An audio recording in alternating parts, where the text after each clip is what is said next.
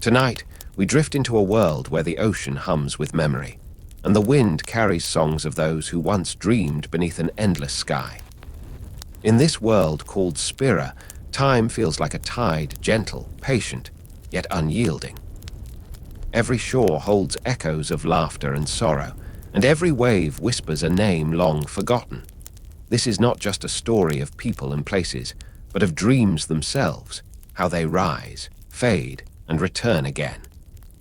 It is a story of journeys taken in silence, of faith that glows even when the light begins to dim, and of hearts that refuse to let go of hope, no matter how far the sea carries them. Final Fantasy X is a tale of cycles and remembrance, of bonds that endure beyond time. It teaches that even in the quiet ache of loss, there is beauty, a melody woven through the world itself, where endings are but the soft beginning of another dream. Before we begin, tell me, what game do you find yourself playing before sleep finds you? Write your answer in the comments below. I'd love to know what worlds you wander when night begins to fall. And if you enjoy these calm journeys through myth, legend, and the dreams of forgotten worlds, please take a moment to subscribe. It helps keep this space alive, a haven where stories like these can drift gently into your night. There are places in the world where time moves like a slow tide, steady, unhurried, as though it remembers something beyond itself. Spira was one such place. An islanded world bathed in light, wrapped in silence, and carried by the endless rhythm of the sea. When dawn rose over its waters, it painted the sky in strokes of coral and gold, and every wave seemed to hum with a memory not entirely its own. The people of Spira lived close to that rhythm, their days unfolding like verses in a prayer.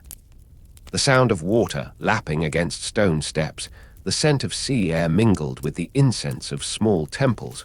All of it spoke of a life both fragile and enduring. It was said that Spira was not merely alive, but dreaming, that the wind and the tides whispered to one another in a language of remembrance, carrying the breath of those who once lived, and perhaps those who still lingered unseen. Its cities were built upon old foundations, their stones smoothed by centuries of footsteps.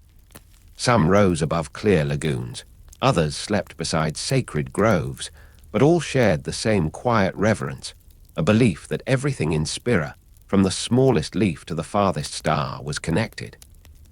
The people prayed not only for blessings, but for balance, for harmony between what is seen and what is hidden. At midday, the air shimmered with warmth, and the world seemed suspended, too beautiful to move, too ancient to fade. Children played near the shores, their laughter mingling with the cry of gulls. Elders sat beneath the shade of banyan trees, murmuring stories that had been passed down for generations, tales of gods and guardians, of eternal cycles that bound heaven and earth. But beneath those stories ran a deeper truth. That Spira itself was a memory dreaming of life, a place caught between yesterday and tomorrow. At dusk, the light softened to a pale rose hue, and the sound of distant bells drifted across the water. In the temples, summoners and monks lit candles whose flames trembled like living stars. They said each light was a prayer, not only for the present, but for the countless souls whose songs had become part of Spira's breath. To pray was not to seek an answer, but to listen to the wind, the sea, and the silence that lay between them. It was believed that dreams were the true lifeblood of the world. They shaped the land, guided the hearts of its people, and wove together the unseen threads that held everything in place. And though no one could name the dreamer, everyone could feel it, a vast and gentle consciousness, watching over all things with the patience of eternity. In Spira, faith was not born of fear, but of understanding. The people accepted that life moved in circles. Beginnings folded into endings, endings bloomed into beginnings. They did not fight the tide. They learned to move with it, finding grace in surrender and peace in impermanence. As night descended, the ocean turned into a mirror, reflecting the stars so clearly that it was hard to tell where sky ended and sea began. Lanterns floated on the water like drifting prayers, carrying silent wishes across the waves. In that quiet glow, one could feel the heartbeat of the world, slow, calm, and infinite. Some believed that if you stood long enough by the shore and listened, you could hear Spira breathing. It sounded like the sigh of the earth, the murmur of forgotten dreams, and the whisper of countless souls all at once. It was not a voice of sorrow, but of serenity, a promise that even within the cycles of time, there is meaning, there is memory, and there is love that does not fade. And so the world slept, but it was not a sleep of endings. It was a dream still unfolding, a vision shared between the living and the remembered, between the sea and the stars. For Spira was not merely a place, but a reflection of all that humanity longs for. Peace, connection, and the quiet hope that no dream is ever truly lost. There were moments in Spira when the air itself seemed to remember. The wind carried a softness that spoke of generations long past, and the sunlight danced across the water as though it were painting echoes of another age. Time here did not rush forward, it circled gently, like a melody returning to its first note. The people lived with that rhythm, not in defiance of it, but in harmony, as though every breath they took was part of a larger song that the world was still composing. The days were filled with quiet rituals that gave shape to life. In the mornings, villagers gathered near the sea, offering a few words to the horizon before their daily work began. It was not worship, but gratitude, a recognition that they were guests in a world both fragile and vast. Fishermen cast their nets with silent prayers, not for abundance, but for balance. Gardeners tended to the soil as though each root held a story, and each blossom a promise whispered from the earth. Children grew up knowing that every place had a spirit, and every spirit a story. The streams that wound through the forests were said to carry the laughter of old friends. The mountains that rose in the distance were thought to be the guardians of dreams, holding in their stillness the patience of the stars. When the rains came, people would pause beneath awnings and listen, not to the sound of water alone, but to the memory it carried. For the people of Spira, memory was not something that lived only in the past. It was alive, breathing through the stones, shimmering in the waves, drifting in the spaces between moments. To forget was to lose the rhythm of life itself. And so they remembered, not through books or monuments, but through quiet acts of reverence, through songs that lingered at the edge of night, through the way they treated one another with kindness, as though every soul was an echo of something sacred. At the heart of every village stood a temple, not a place of grandeur, but of stillness. There the air was heavy with the scent of incense, and light filtered through narrow windows like liquid gold. Summoners and monks moved softly, their footsteps barely breaking the silence. They did not seek to command the divine, but to understand it, to listen to the hum that wove through all things, connecting sky to earth, life to dream. Sometimes, a summoner would stand before the great mural walls and close their eyes. To them, prayer was not a request, but a conversation, a way of speaking to the unseen presence that shaped their world. It was said that if you listened deeply enough, the silence would respond. Not with words, but with feeling, a warmth that filled the heart, a peace that made one weep without sorrow.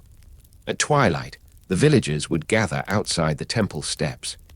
The world around them glowed in tones of amber and violet, and the first stars trembled faintly in the deepening sky. Someone would begin a song, low, slow, almost a whisper, and others would join, their voices rising like the tide. It was a hymn to the unseen, a promise to keep dreaming even when the light faded. And when the song ended, there would be a hush, not empty, but full. The kind of silence that made one aware of the pulse of their own heart. It was in that silence that Spira felt most alive, as though the land itself were listening, breathing, and remembering alongside its people. For in Spira, dreams were not fleeting illusions. They were the threads that bound everything together, from the smallest grain of sand to the farthest glimmer of the stars. Even the air seemed to shimmer with the weight of those dreams, countless and tender, suspended between what was real and what was hoped for. The night would come softly, wrapping the villages in a blanket of deep blue. The sea reflected the moon's light like a great, breathing mirror, and the world settled into its quiet rhythm once more. Somewhere beyond the waves, the dream continued, not ending, not beginning, but existing, endlessly, beautifully, in the stillness of Spira. Night in Spira was unlike night anywhere else. It arrived gently, like a breath released after a long day, soft and slow, carrying with it the scent of salt, flowers, and faint incense drifting from unseen altars. The stars unfolded one by one, shimmering like distant memories returning to the sky.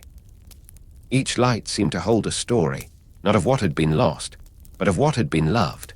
Along the quiet shores, the waves whispered secrets only the patient could hear. The people of Spira did not fear the darkness. They embraced it as part of the world's rhythm. They believed that even in stillness, life continued to move, that dreams did not fade with the setting sun but rather deepened, spreading like ripples through the sea of time. Somewhere, a summoner stood beneath a lantern's glow, her eyes lifted to the horizon. She was not alone, though she looked as if she were speaking to the air. For in Spira, the unseen was never truly absent. The spirits of the past lingered in the wind, their presence as delicate as moonlight on water. To speak into the night was to speak into eternity, and eternity, in turn, always listened. In the distance, the faint sound of a hymn drifted across the water, wordless, yet filled with meaning. It was the sound of remembrance, the promise of hope. The people of Spira sang not to summon miracles, but to affirm that they were still here, still part of the world's dream, still breathing beneath the gaze of the stars. Their voices rose and fell like waves, carried by the wind, dissolving into the great hush that followed. There was no fear in their song, only acceptance that everything in this world moves in circles. What departs will someday return. What fades will one day rise again.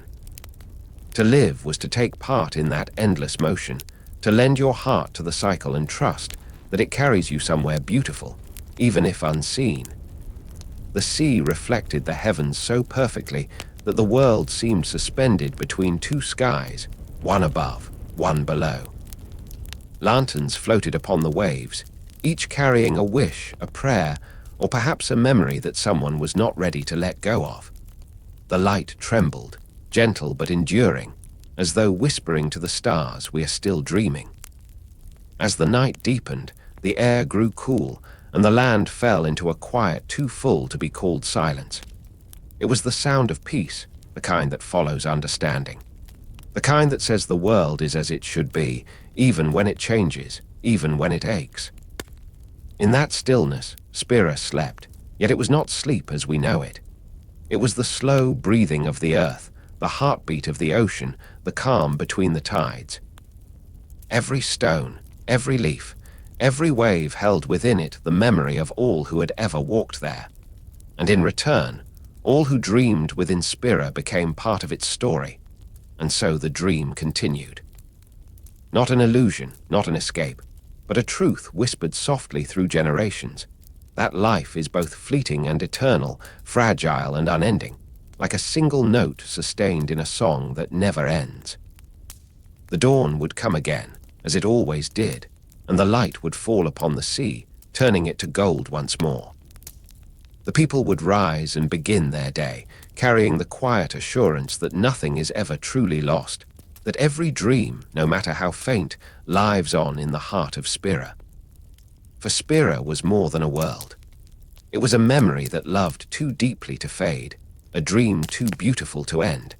And as long as someone somewhere remembered its song, the dream of Spira would go on, forever carried by the gentle tide of time. In the sacred hush of Spira's temples, there lingers a sound that does not belong to this world.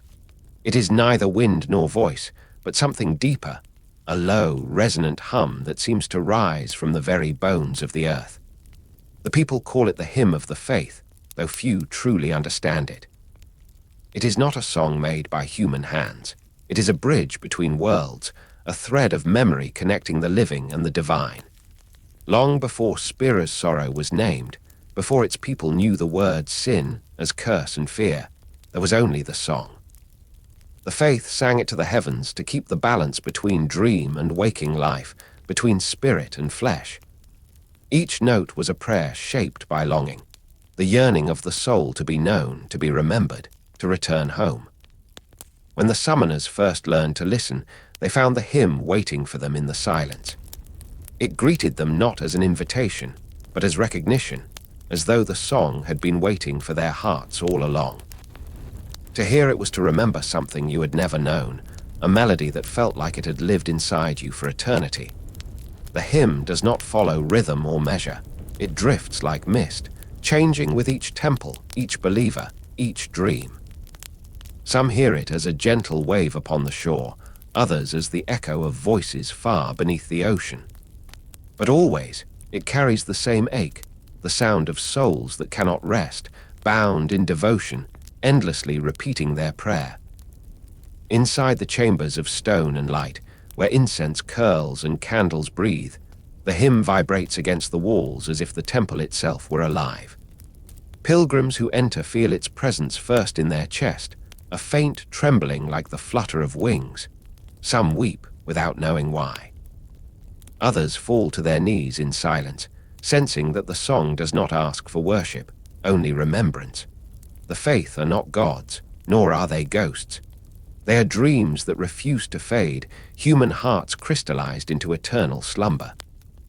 Their song is not sorrow, but surrender, a promise to remain even as the world forgets. And so, through the ages, they have sung, unseen and patient, their voices weaving the rhythm of Spira's heartbeat.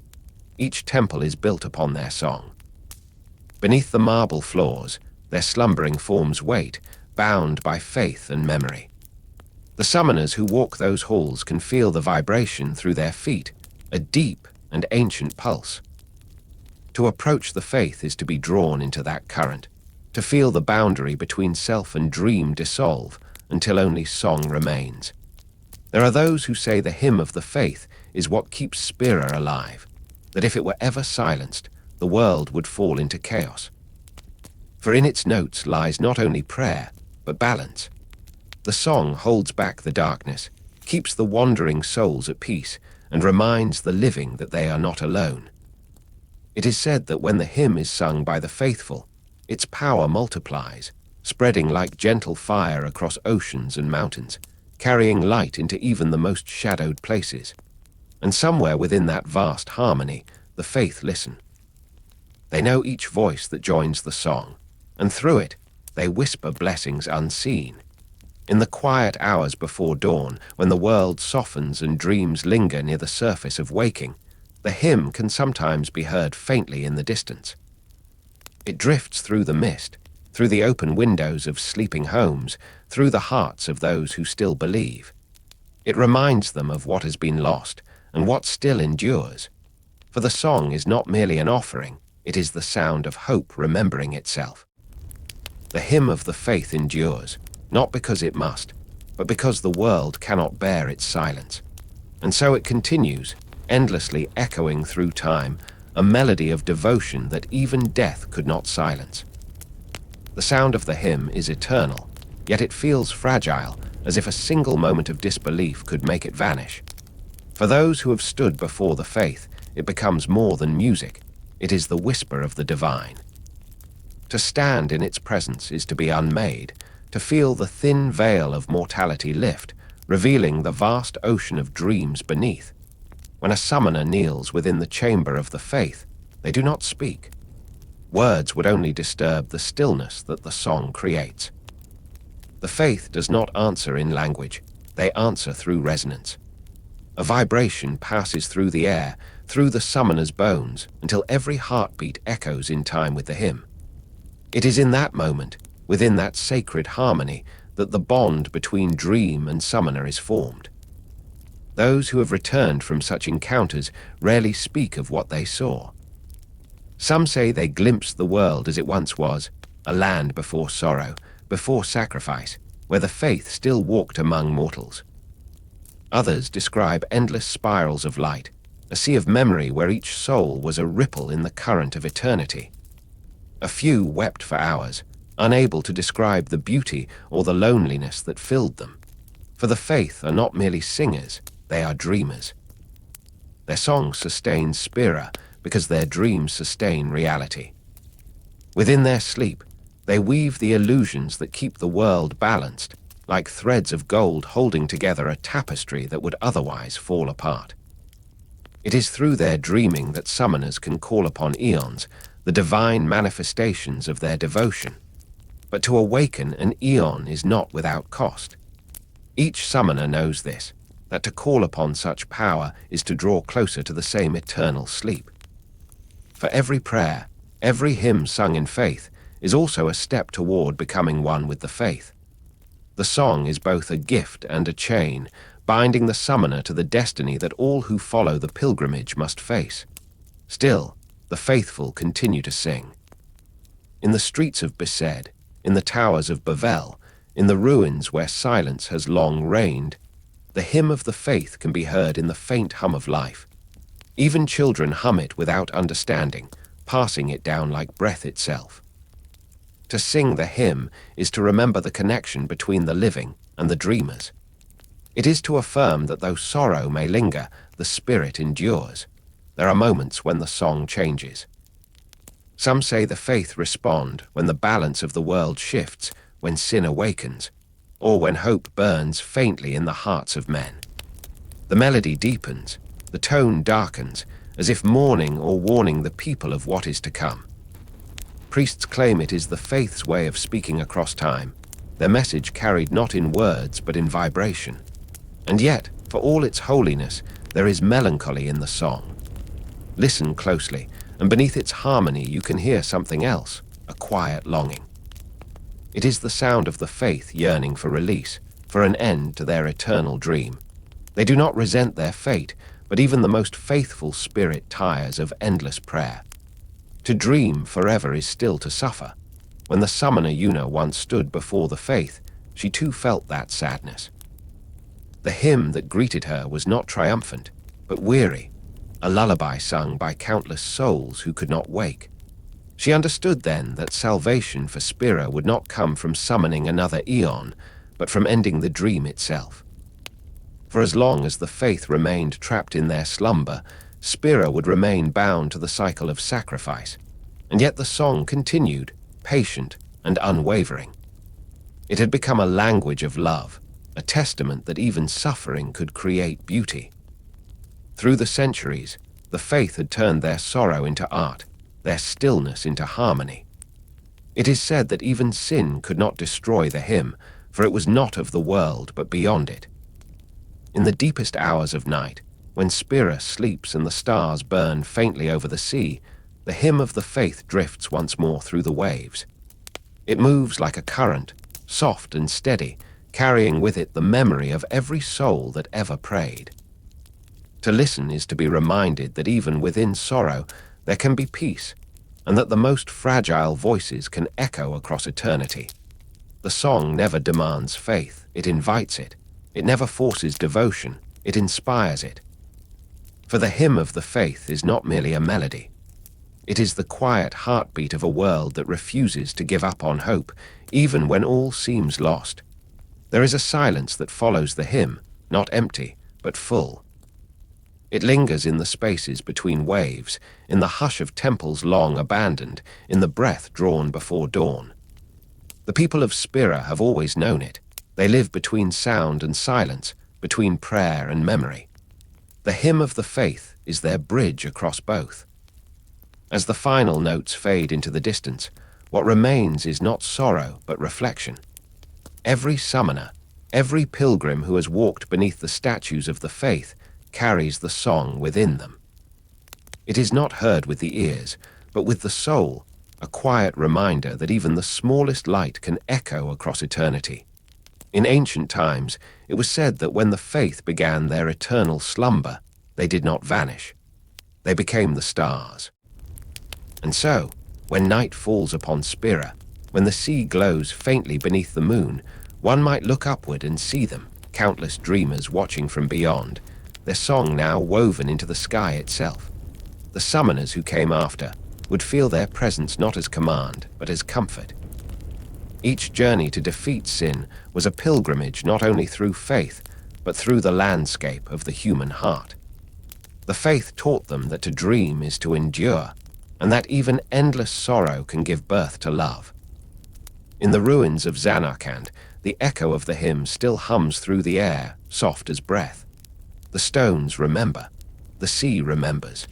The wind carries the faintest trace of the old melody, like the heartbeat of the world continuing on. Though the faith's bodies have long since turned to dust, their dream remains, alive in those who believe, in those who remember, and in those who still sing. The people of Spira no longer pray out of fear. They pray out of gratitude, for the dreamers who sacrificed their rest so others could live, for the summoners who gave their lives to end the cycle, for the quiet peace that finally settled over the land. And when they sing the hymn of the faith now, it is not a plea for deliverance. It is a lullaby for the world. If you listen closely, on the stillest nights you can hear it, carried on the wind, faint but eternal. It does not ask for faith, nor beg for forgiveness. It simply is. The song of the faith continues, not because of temples or rituals, but because it has found a home in every soul that dreams. And so the hymn endures like the tide, never ceasing, never ending. A promise in melody, a memory in time. There was once a path that wound across all of Spira, through plains of whispering grass, over mountains brushed by clouds, and into temples where dreams still breathed in stone. It was not marked by signs, nor guarded by gates. It was traced instead by bare feet, by prayers murmured through fatigue and faith alike.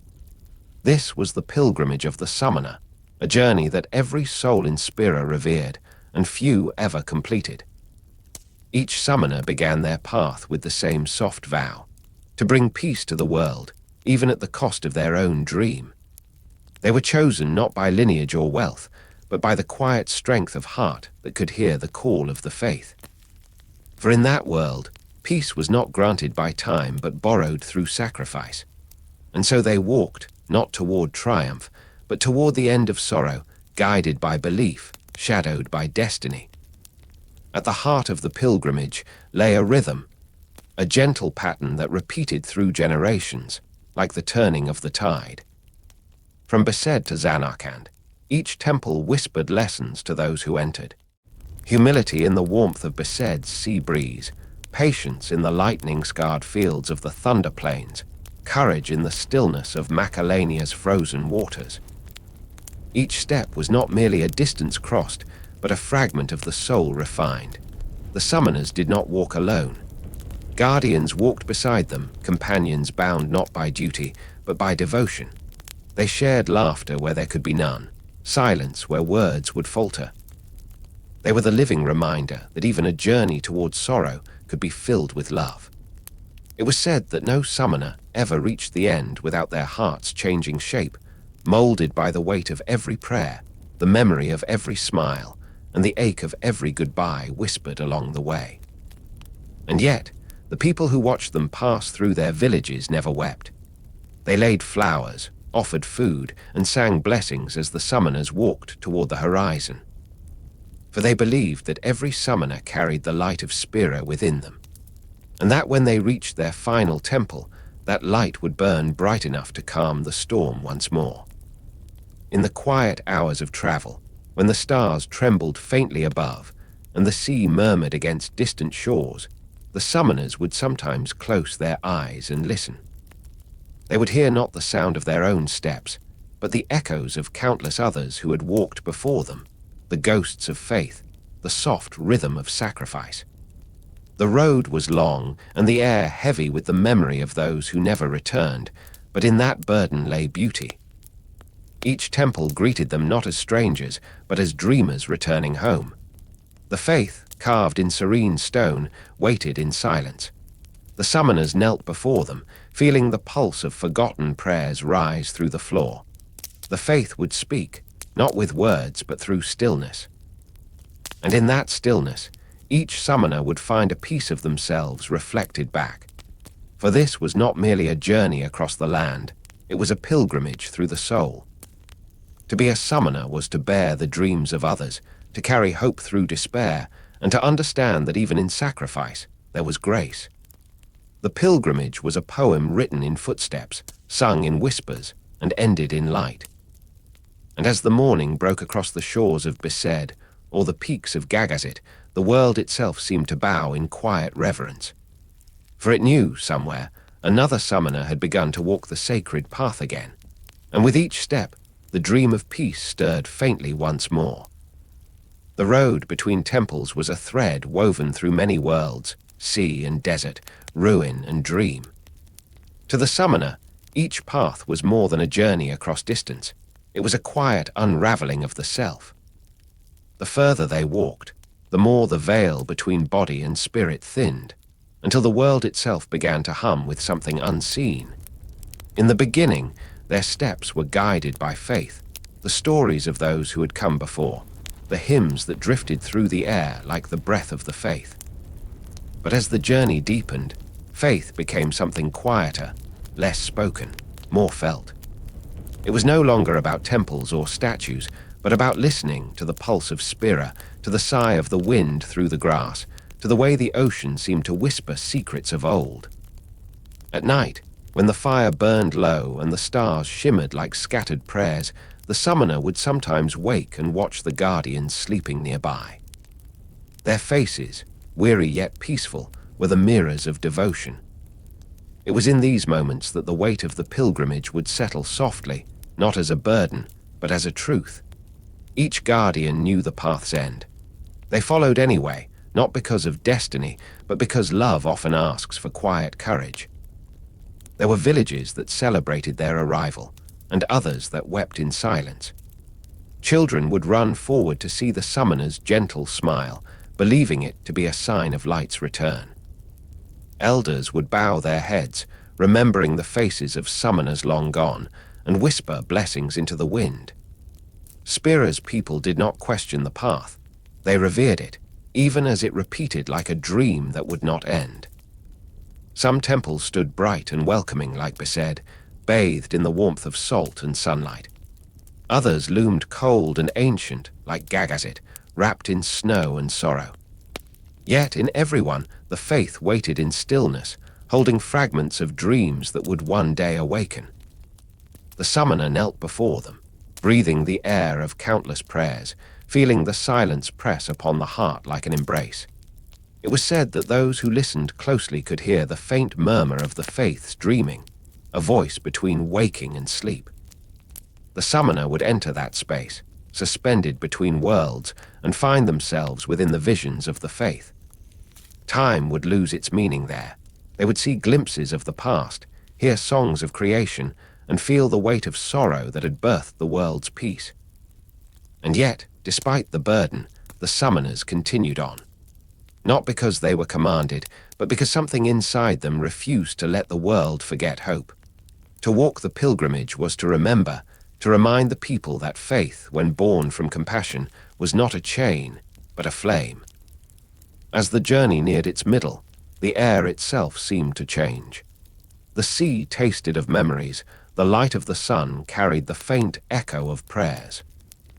The summoner would sometimes pause, eyes closed, and sense the faith watching countless dreamers who once were human, their hopes still lingering in the shape of mountains and clouds. The guardians spoke little, but their silence was filled with meaning. One might offer a hand as the summoner stumbled, another might share laughter at sunset, or hum the hymn of the faith as the day faded into blue. These small moments were what kept the journey alive, not the temples, not the rituals, but the humanity that bound them together. For even as they moved toward a fate written long ago, the pilgrimage was not about endings. It was about connection, between people, between dreams, between the fragile and the eternal. It was the proof that even in a world built upon loss, there could still be tenderness. And so they continued, step after step, across plains and storms and memories. Somewhere ahead lay the final temple, the final truth. But for now, the world still breathed around them, and the summoner's footsteps echoed softly in rhythm with the pulse of Spira itself. When the journey at last neared its end, the air around the summoner began to feel different, not heavier, not colder, but quieter, as though the world itself were holding its breath. The path that had once been marked by laughter and song now wound through a silence that felt sacred. It was said that, at this point, the summoner no longer walked the earth, but the boundary between life and dream. Every step carried memories of the temples that opened their hearts in light, of the faith who had whispered their eternal songs, of the people who had bowed and smiled and prayed for peace. Each moment seemed to fold inward, like the closing of a flower at dusk, until the summoner was left walking not through the world, but through memory itself. Those who had traveled beside them knew what awaited beyond the horizon, though none spoke of it. The Guardian's eyes told the story that words could not. They had shared laughter beside the sea, watched dawn rise through the mist of forgotten ruins, and felt the hum of the faith beneath their feet. And though their path was nearing its quiet end, there was no fear between them, only understanding, soft and wordless. The last night before the final temple was unlike any other. The stars seemed to shimmer closer, and the sound of the waves felt almost human, as if the ocean itself mourned and rejoiced at once.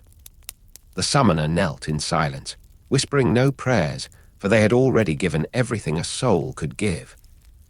Around them, the world rested gently, the trees breathing, the air glowing faintly with the memory of countless other pilgrimages that had come before. It was in that stillness that the true meaning of the pilgrimage revealed itself. It was never only about reaching an end or offering peace through sorrow. It was about remembering what it means to love something enough to give it peace, to carry light even knowing it would fade, to walk toward an ending not in despair, but in grace.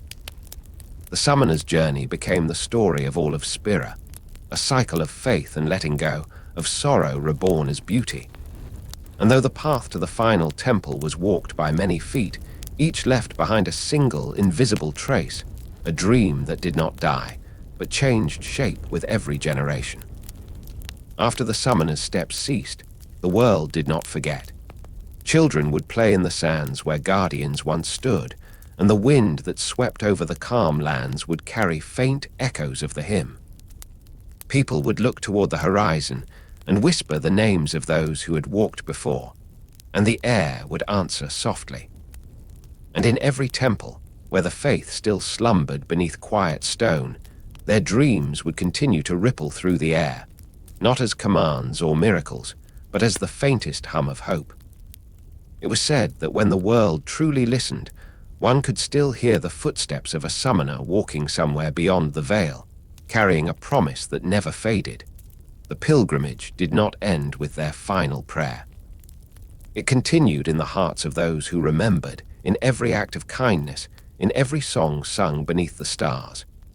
For as long as Spira dreamed, the summoner's light would live, not as sacrifice, but as love enduring beyond time. And so the world breathed once more, calm and infinite, beneath the gaze of unseen dreamers. The journey was over, but the dream would never end. Beneath the sacred domes of the temples, beyond the reach of wind or sunlight, there lies a silence so deep that even time seems to bow before it. It is the stillness of the faith, those who once dreamed the eons into being, and who now rest in a slumber both divine and sorrowful. Their sleep is not the sleep of rest, but of remembrance, a dream that sustains the balance of Spira, as fragile as breath and as eternal as the sea. The eons were not born of magic, nor forged by the will of gods. They were dreams made manifest, born from the prayers of the faith, whose spirits had chosen to linger between worlds. Each one was a memory given shape, a vision of beauty, of strength, of what the world longed to see again. They were not tools, but companions, not weapons, but echoes of love. In their stillness, they carried the weight of Spira's sorrow, singing softly through the silence of centuries. It was said that when the faith dreamed, the eons stirred not to awaken, but to remember. Within each one burned a story of a life once lived, a heart once beating, a promise once spoken and never broken. They waited not for summons, but for song, the hymn that bridged the living and the eternal. In that moment, when the summoner knelt and closed their eyes, the world between waking and dream would dissolve, and the eon would rise, not from stone, but from memory. Yet in their beauty there was sadness. For every eon was a fragment of a dream that could never truly awaken. The faith who dreamed them were trapped in a circle of yearning, unable to rest, unable to forget.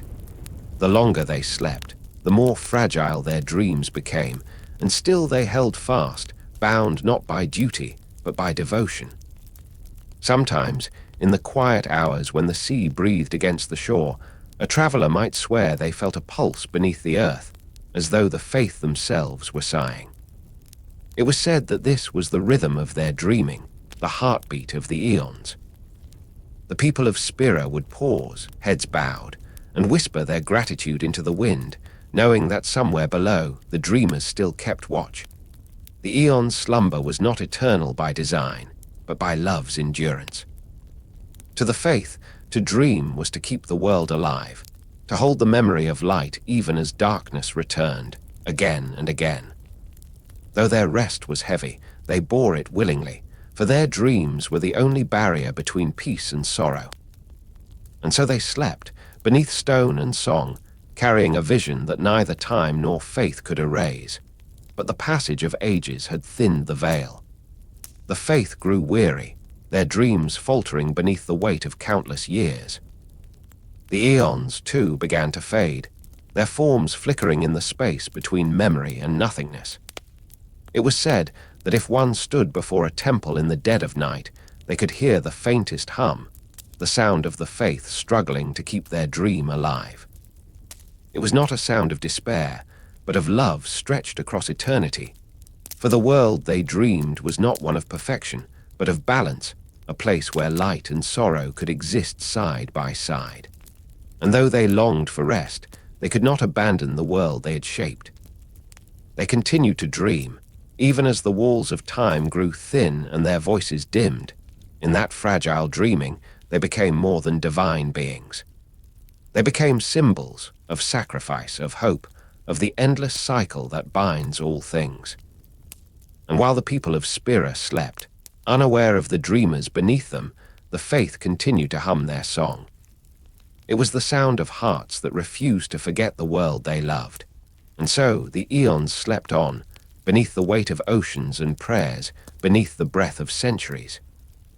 Their silence was not death, but devotion. And though their dreams trembled on the edge of ending, they would not let go.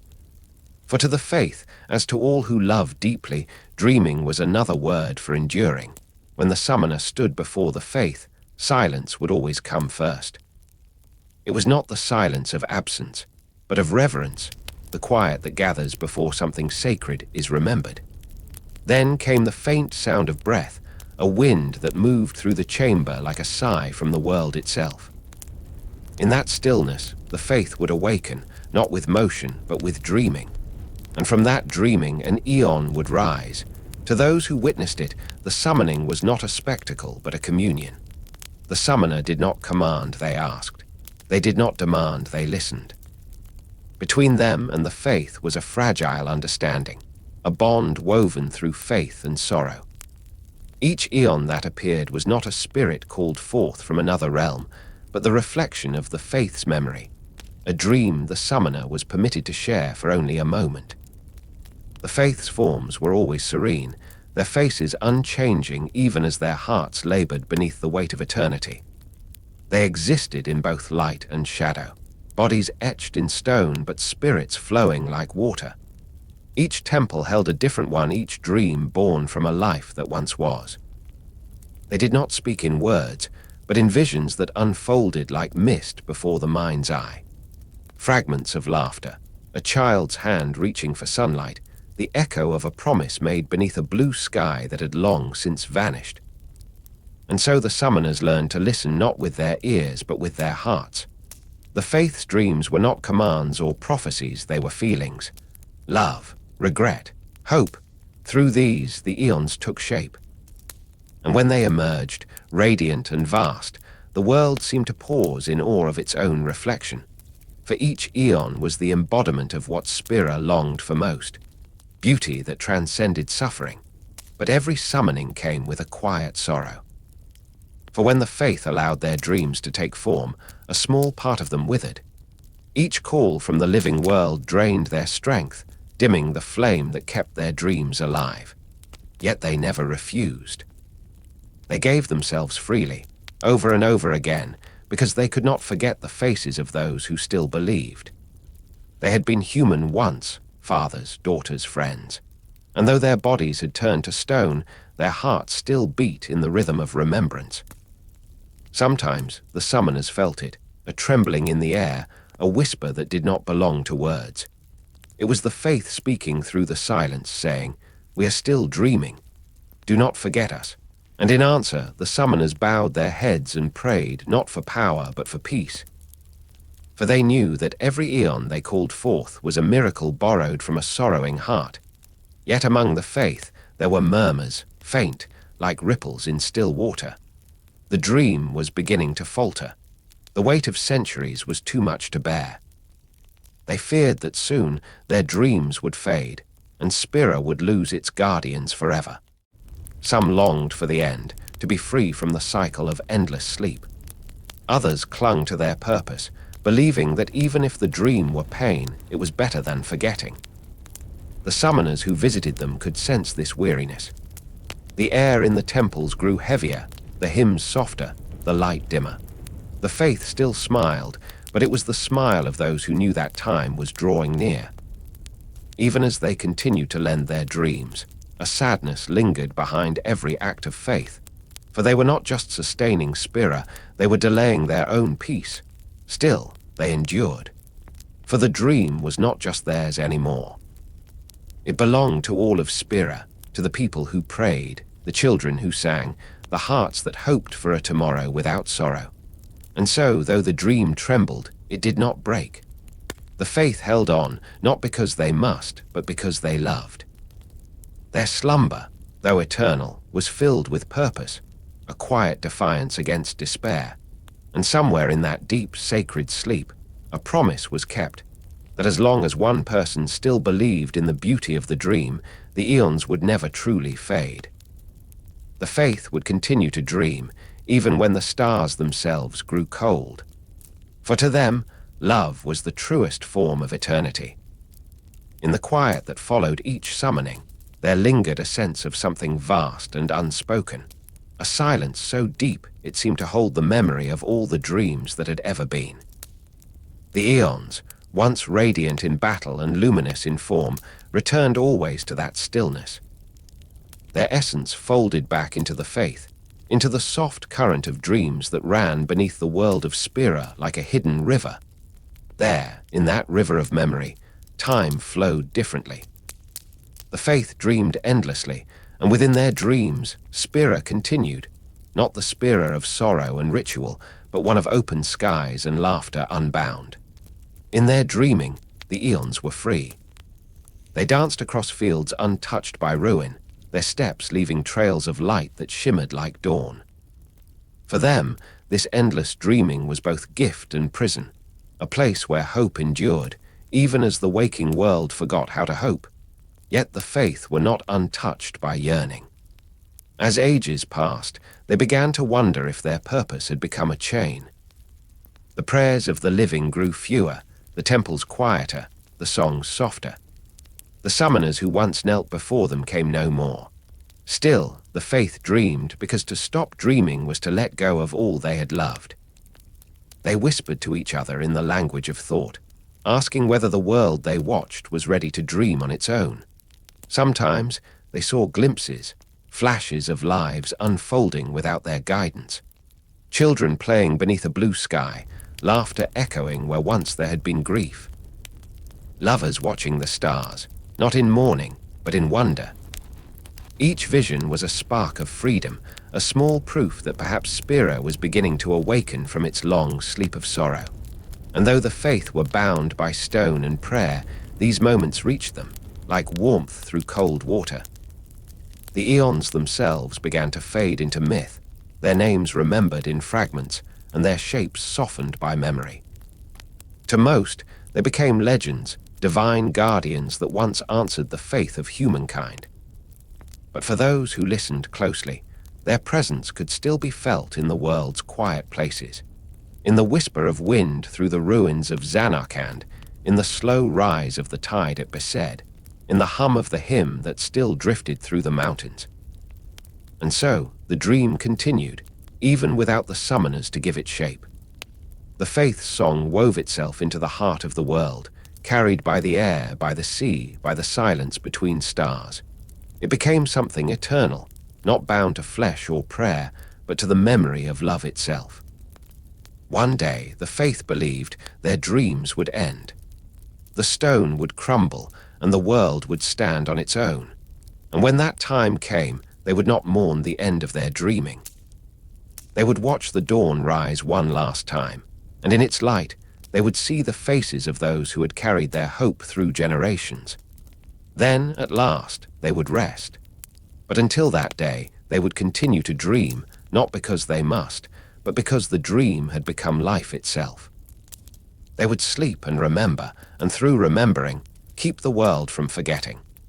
For in every breath of wind, in every glimmer upon the sea, the eons still lingered, watching, waiting, dreaming of peace.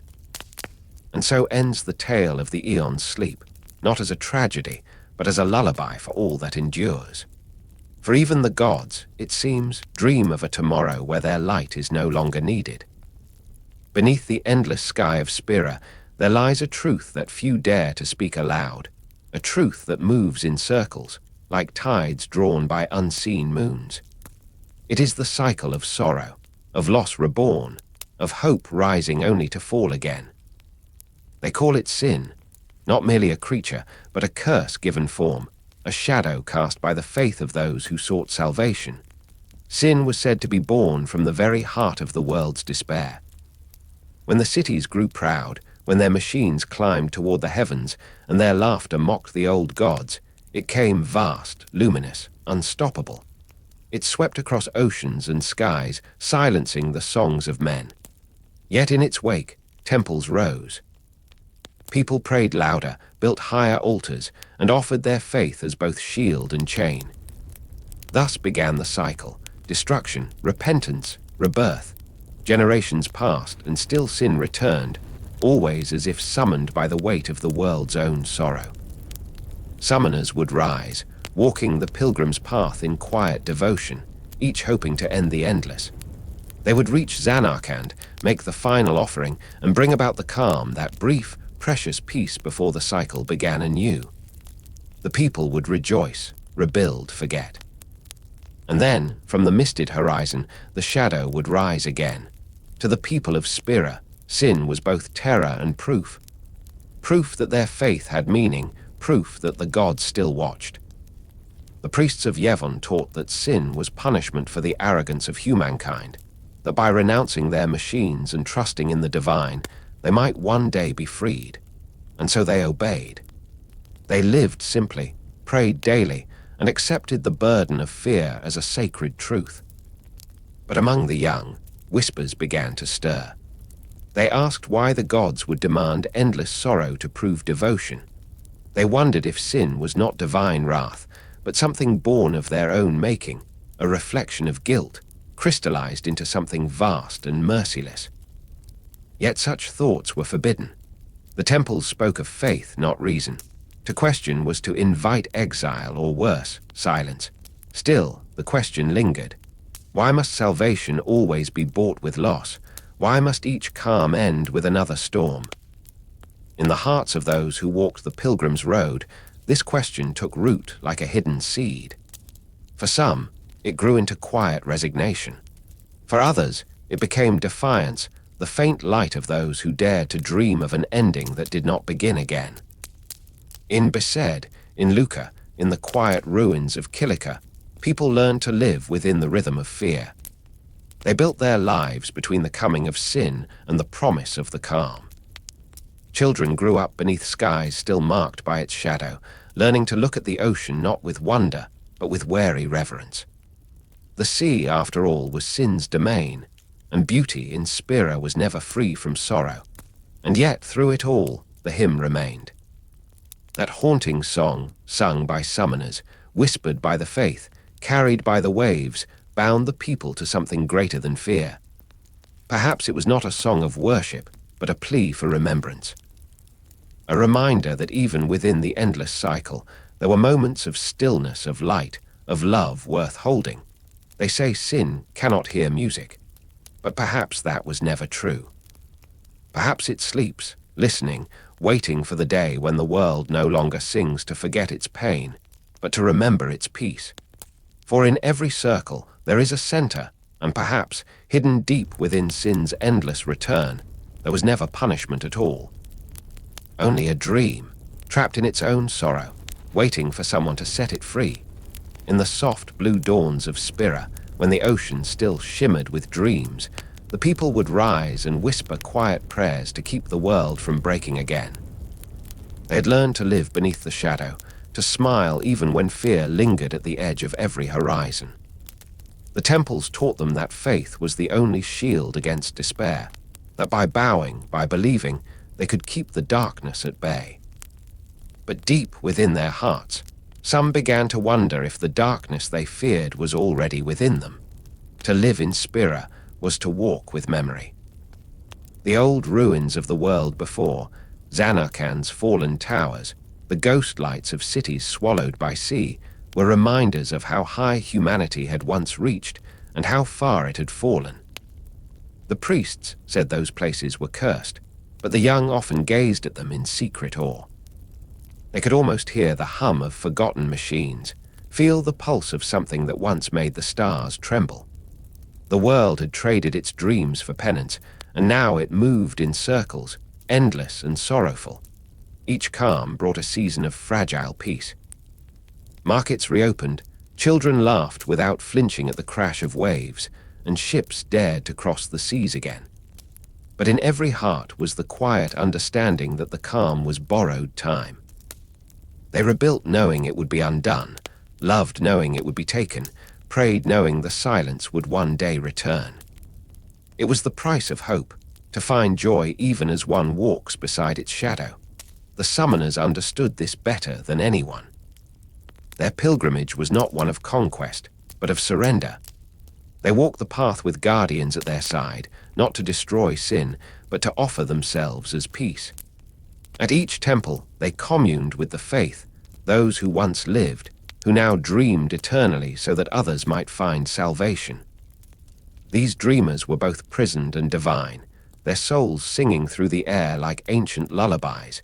In those sacred halls, the air shimmered with the hum of unseen power.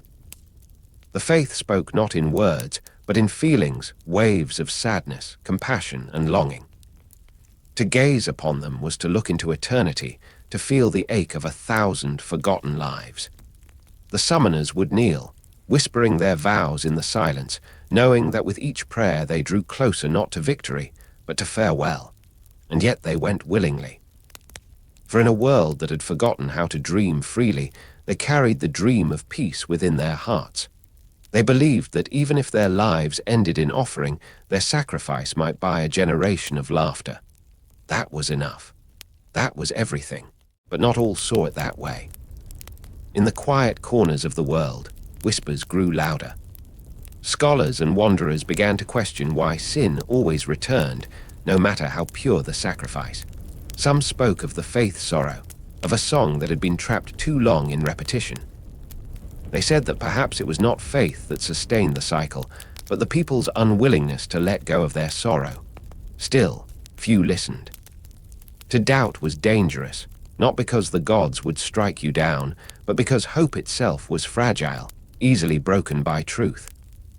The priests of Yevon preached that knowledge led to ruin, that it was the sin of the past reborn. Better to live in reverence than in rebellion.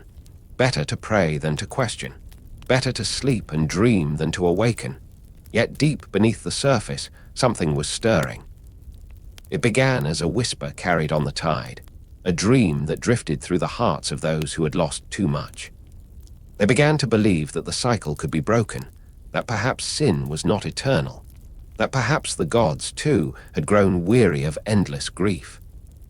And so the story moved again, as it always did, with quiet steps across a broken land, with hearts bound by hope and hands reaching for the unreachable. The summoner's path continued, the faith's song echoed through the night, and the waves of Spira kept their solemn rhythm. In the spaces between those waves, something unseen began to change, as if the world itself was waiting for someone to dream differently.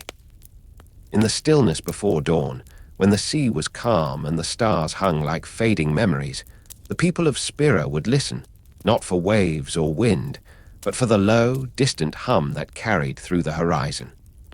Some said it was the ocean sighing, others said it was the faith dreaming.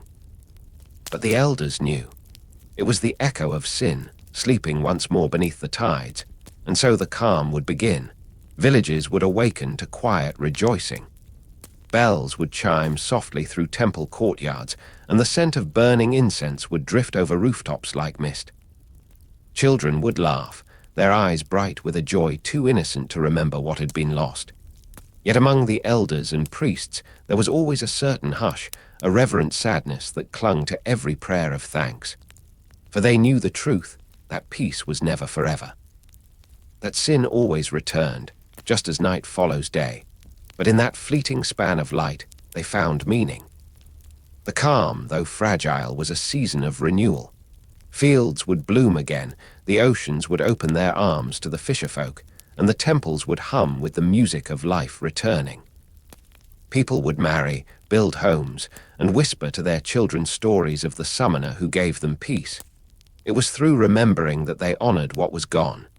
Yet even in remembrance, a quiet unease remained. For the teachings said sin was punishment, but the heart whispered otherwise. There was too much beauty in the world for it to exist only as penance. The wind that brushed against the ruins of Zanarkand carried warmth, not wrath. The sea that shimmered beneath the moon felt alive, not cursed. Perhaps they began to think the gods were not punishing them. Perhaps they were simply waiting for humankind to understand. The faith in their eternal slumber may have known this truth. Their dreams, woven through centuries, formed the pulse of Spira itself. They dreamt of heroes and journeys, of forgiveness and courage. They dreamt of freedom, but as long as the people of Spira clung to sorrow, their dream could not end. Sin would rise again and again, a reflection, not a punishment, a mirror held to the hearts of those who feared to wake. And yet, hope persisted, soft as the glow of pyreflies drifting through the night. Hope that one day someone would see through the illusion and instead of offering another sacrifice, would offer understanding. Someone who would walk not to defeat sin, but to release it. In time, the ocean began to change. Its tides carried whispers of courage, of a dreamer who saw the truth beneath the faith, of a journey that sought not the calm, but the end of the cycle itself. These were not stories of rebellion, but of love for the world, for those who dream within it, and for those who dream it into being. The people would gather at the edge of the sea, gazing out into the horizon where the light touched water. In that shimmering stillness, they would remember the summoners who walked before them, and the ones yet to come. They would bow their heads, not in fear but in gratitude, for even if the world moved in circles, it was the motion itself that gave it meaning. And somewhere, deep beneath the surface, the sleeping shadow stirred, not in anger but in peace. Perhaps for the first time in countless years, sin was dreaming of silence, dreaming of release, dreaming of a world that no longer needed it. The ocean sighed once more, and the people of Spira breathed with it, together, for a moment, in perfect stillness.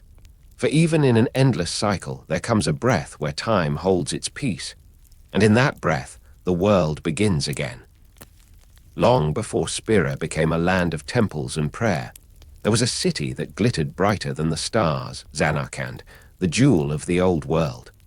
Its towers touched the clouds, its streets shimmered with light, and music flowed through the air like wind over glass. To those who walked its bridges and watched its endless skyline, it seemed eternal, a dream made real, where sorrow had no home. But even dreams can fall. Zanarkand was a place where time moved differently, where every heartbeat echoed through the hum of unseen energy. The people lived not by faith, but by creation.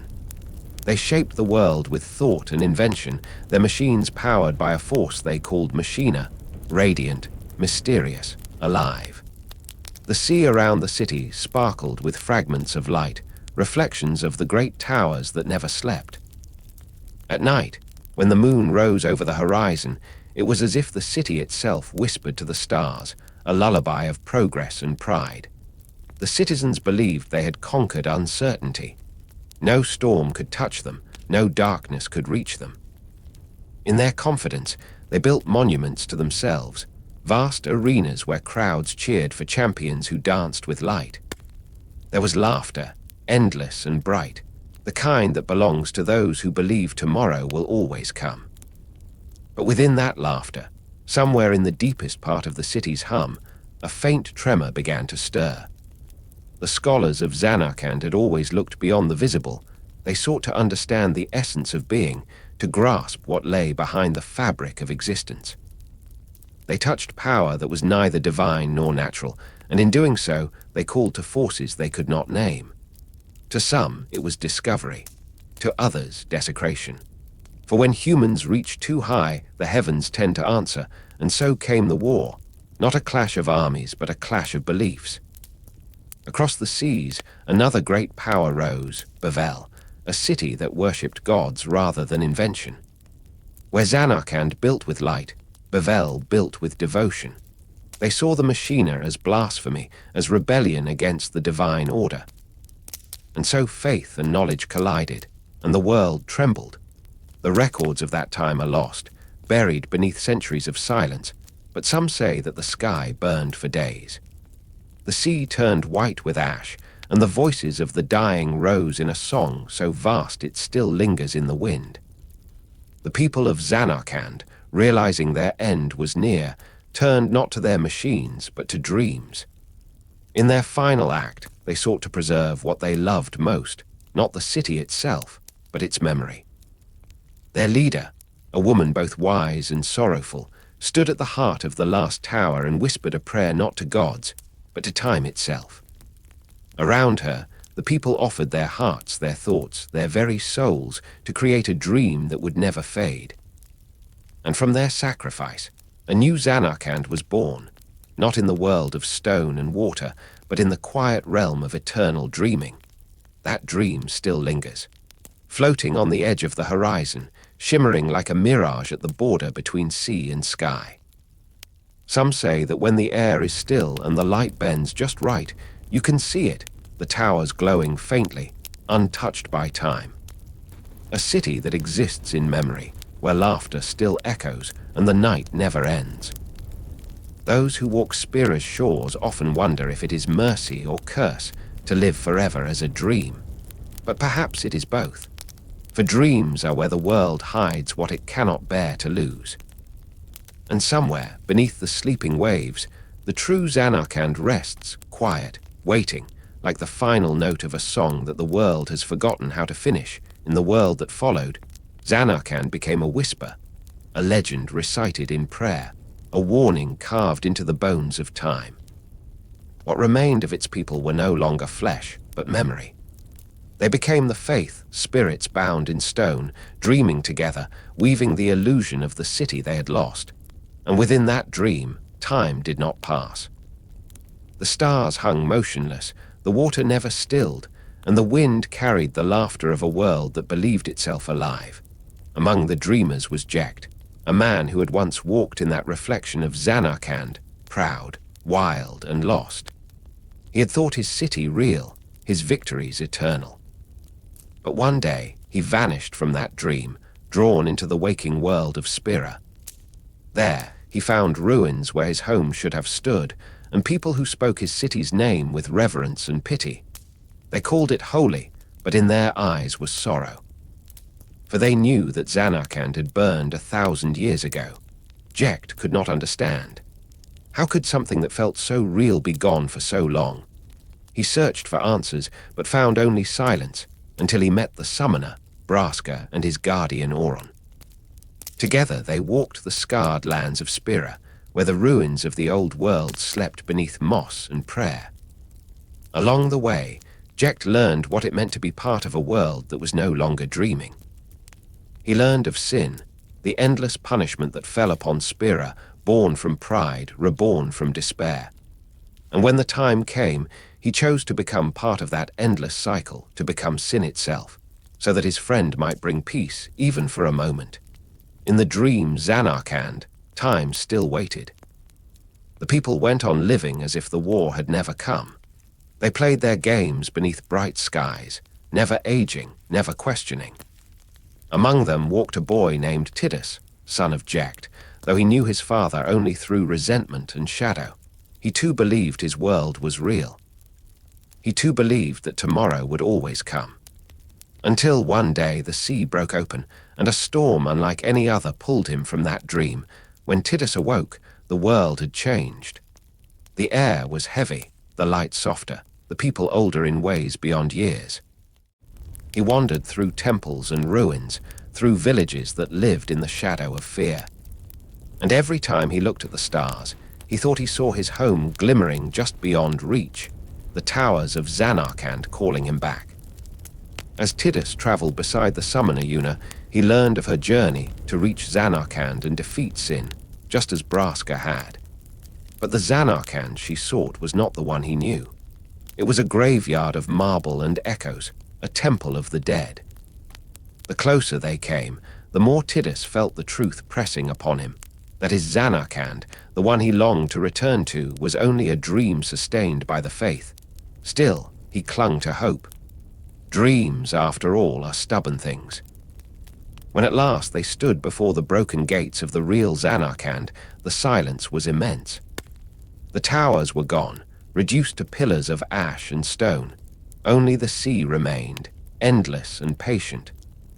Yuna looked upon it with reverence, while Tidus felt something inside him tremble, a recognition, a grief too deep for words.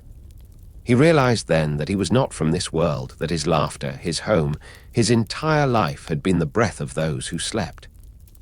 But in that realization, there was no bitterness, only understanding.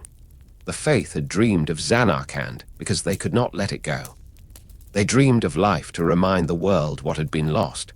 And Tidus, born of that dream, became the bridge between what was and what could be. He saw that even a dream could change the waking world. That memory, when given purpose, could shape the future. When Yuna performed her final summoning, when the last song of the faith echoed across the ruins, Tidus felt the pull, the quiet call of fading dreams. The city behind him began to dissolve, its lights flickering like dying stars. And yet, in that vanishing, there was peace. For perhaps that is what all dreams must do, not last forever, but teach the heart how to remember. Zanarkand, the city that defied time, had finally begun to sleep. And as the wind carried the faintest notes of the hymn of the faith, one could almost hear the whisper, "We are still dreaming, but not for long." The ocean was quiet when the dream ended. The ripples that had once carried the reflection of towers now only shimmered with starlight. The last song of the faith lingered like breath in cold air, fading, but never gone. Tidus stood at the edge of that silence, feeling the world blur around him. His hand reached out toward Yuna, though he knew she could not touch him. Between them was the distance between dream and waking, an eternity measured in heartbeats. He smiled then, not in sorrow, but in peace. For all his searching, all his anger and confusion, he finally understood what his father had meant when he said, "This is our story." It was not a tale of victory or loss. It was a song of memory, of how even a dream, when lived with love, could become real enough to change the world. As his body began to fade, Tidus turned toward the horizon. There, in the soft light before dawn, he thought he saw Zanarkand again, not as the city of the past, nor as the illusion the faith had built, but as something new. A memory reborn in every person who refused to forget. He closed his eyes and let the waves take him, his last breath carried into the sky like a prayer. Far away, Yuna stood upon the sea and raised her hand toward the heavens. Around her, the pyreflies shimmered, each one a fragment of the dream that had sustained Spira for 1,000 years. As she spoke her final farewell, the world seemed to hold its breath. The chains of the old faith broke. The endless cycle at last was undone. In the years that followed, Spira began to heal. The temples, once filled with fear, became places of quiet reflection. The people no longer prayed for salvation from sin. They prayed for the strength to live, to remember, to forgive. The hymn of the faith was still sung, but now it was a song of hope, not of penance. Children laughed where prayers once echoed. Fishermen returned to the sea. The air smelled once again of rain and salt instead of despair. And though the faith had vanished, the dreams they left behind still moved through the hearts of those who remained. Yuna often dreamed of a vast ocean beneath an endless sky, and somewhere within it, a faint laugh, familiar and bright. Sometimes, when she walked along the cliffs of Besed, she would see the waves break in a certain way, or the sunlight glimmer across the water just right, and for a heartbeat, she would believe she saw him there, smiling, reaching out, the dream still alive.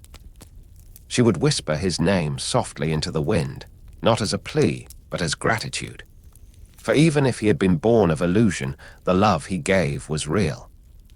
In the ruins of old Zanarkand, where moss now covered the marble and the sea had reclaimed the streets, travelers sometimes said they heard music in the night, faint, sorrowful, and full of longing. The hymn of the faith, they called it.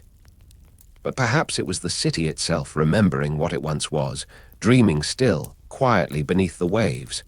For dreams, like faith, do not die. They merely transform, finding new shapes, new hearts to inhabit. The story of Zanarkand was never about what was lost, but what endured, the courage to dream again, even after everything fades. And so the dream of Spira continued, not in the stones or temples, but in the laughter of its people. The waves that once carried the sorrow of ages now whispered a gentler truth, that no dream, no matter how fragile, is ever truly gone if it is remembered. As the night deepened and the stars turned above, the last words of the faith lingered on the wind. The dream will fade, but the love it carried will remain forever. The city bells of Bavel once rang like the voice of heaven itself. Their echo drifted over the marble bridges, down through the canals where light rippled like liquid glass. To live beneath those bells was to live within the faith of Yevon, a vast, unseen current that moved through every heart in Spira. It promised order, peace, and purpose. It whispered that the world could be saved if only the people believed enough. Yet beneath the harmony of prayer, there was a deeper silence, the silence of those who never questioned why the prayers never ended, why sin always returned. The temples taught that suffering was sacred, that death was the price of purity. People knelt before stone idols carved in the likeness of gods long gone, murmuring hymns that echoed through the centuries. To doubt Yevon was to risk exile.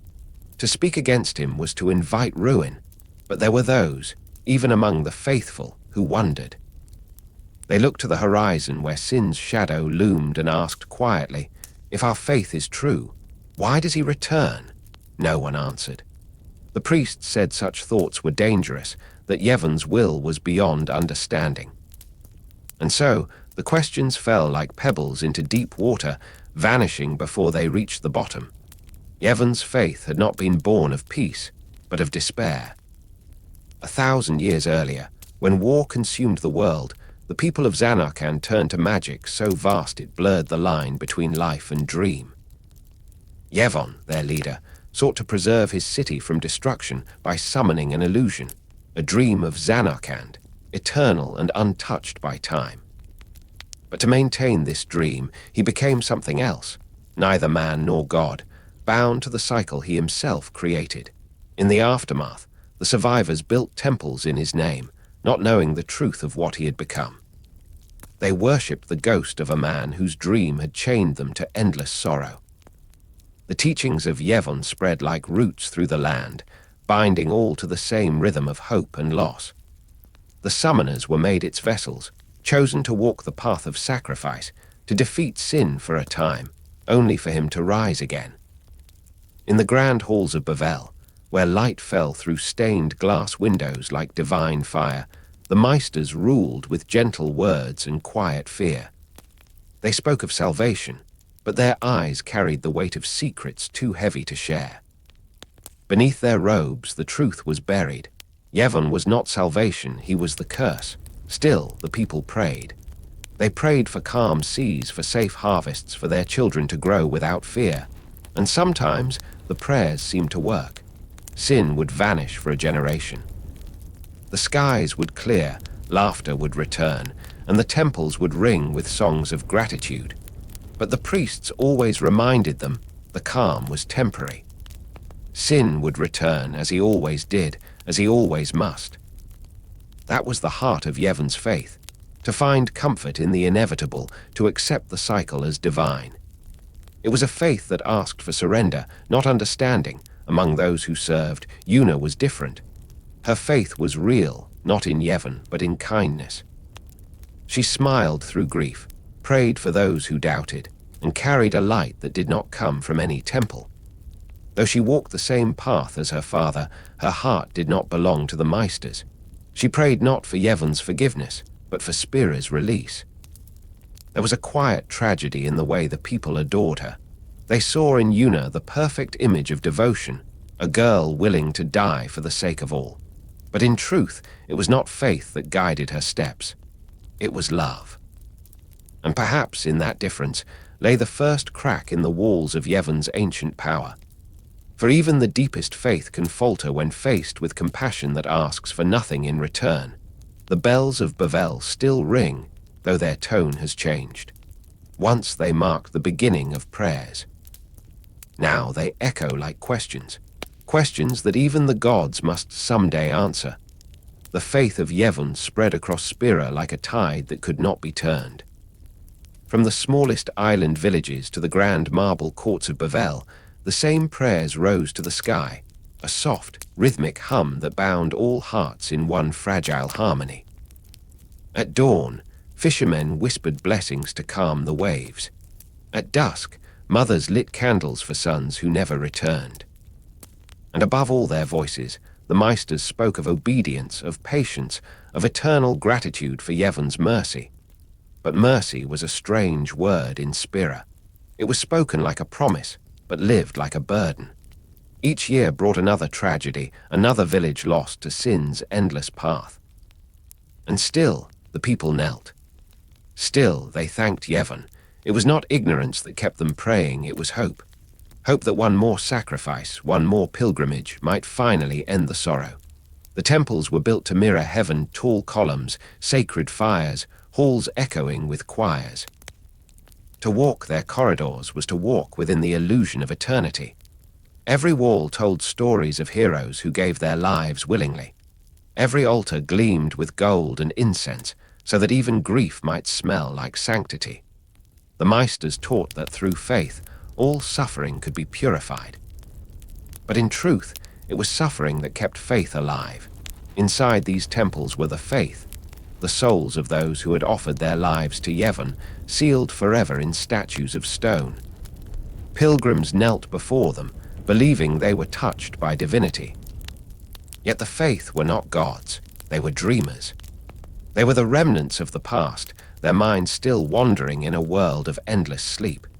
It was from their dreams that the eons were born, beings of memory shaped by devotion. When a summoner stood before the faith, the air would shimmer like sunlight through water. A whisper would fill the chamber, ancient and sorrowful, and the bond between dream and mortal would form. The summoner would leave carrying that gift, not knowing the pain that came with it, nor the truth of the soul within. Every eon was a memory that refused to fade, and every memory came from a life that once was. The Meisters called this divine. They said Yevon's will flowed through the faith, that sin's destruction was proof of the god's presence. But deep within the temples, among the quiet sighs of the stone, the faith themselves began to question. Their eternal dreaming grew heavy with longing. They wished not for worship, but for rest. And still, the people prayed. It was the only way they knew how to live, with eyes lifted to the heavens, never realizing that heaven itself was built from human sorrow. Among the Meisters, there were some who doubted but remained silent. Fear kept them bound, fear of the truth, fear of what would remain if faith was gone. It was said that Yevon's teachings were the only thing holding Spira together. Without them, chaos would return. So they kept their secrets buried, even as they felt the weight of lies pressing against their souls.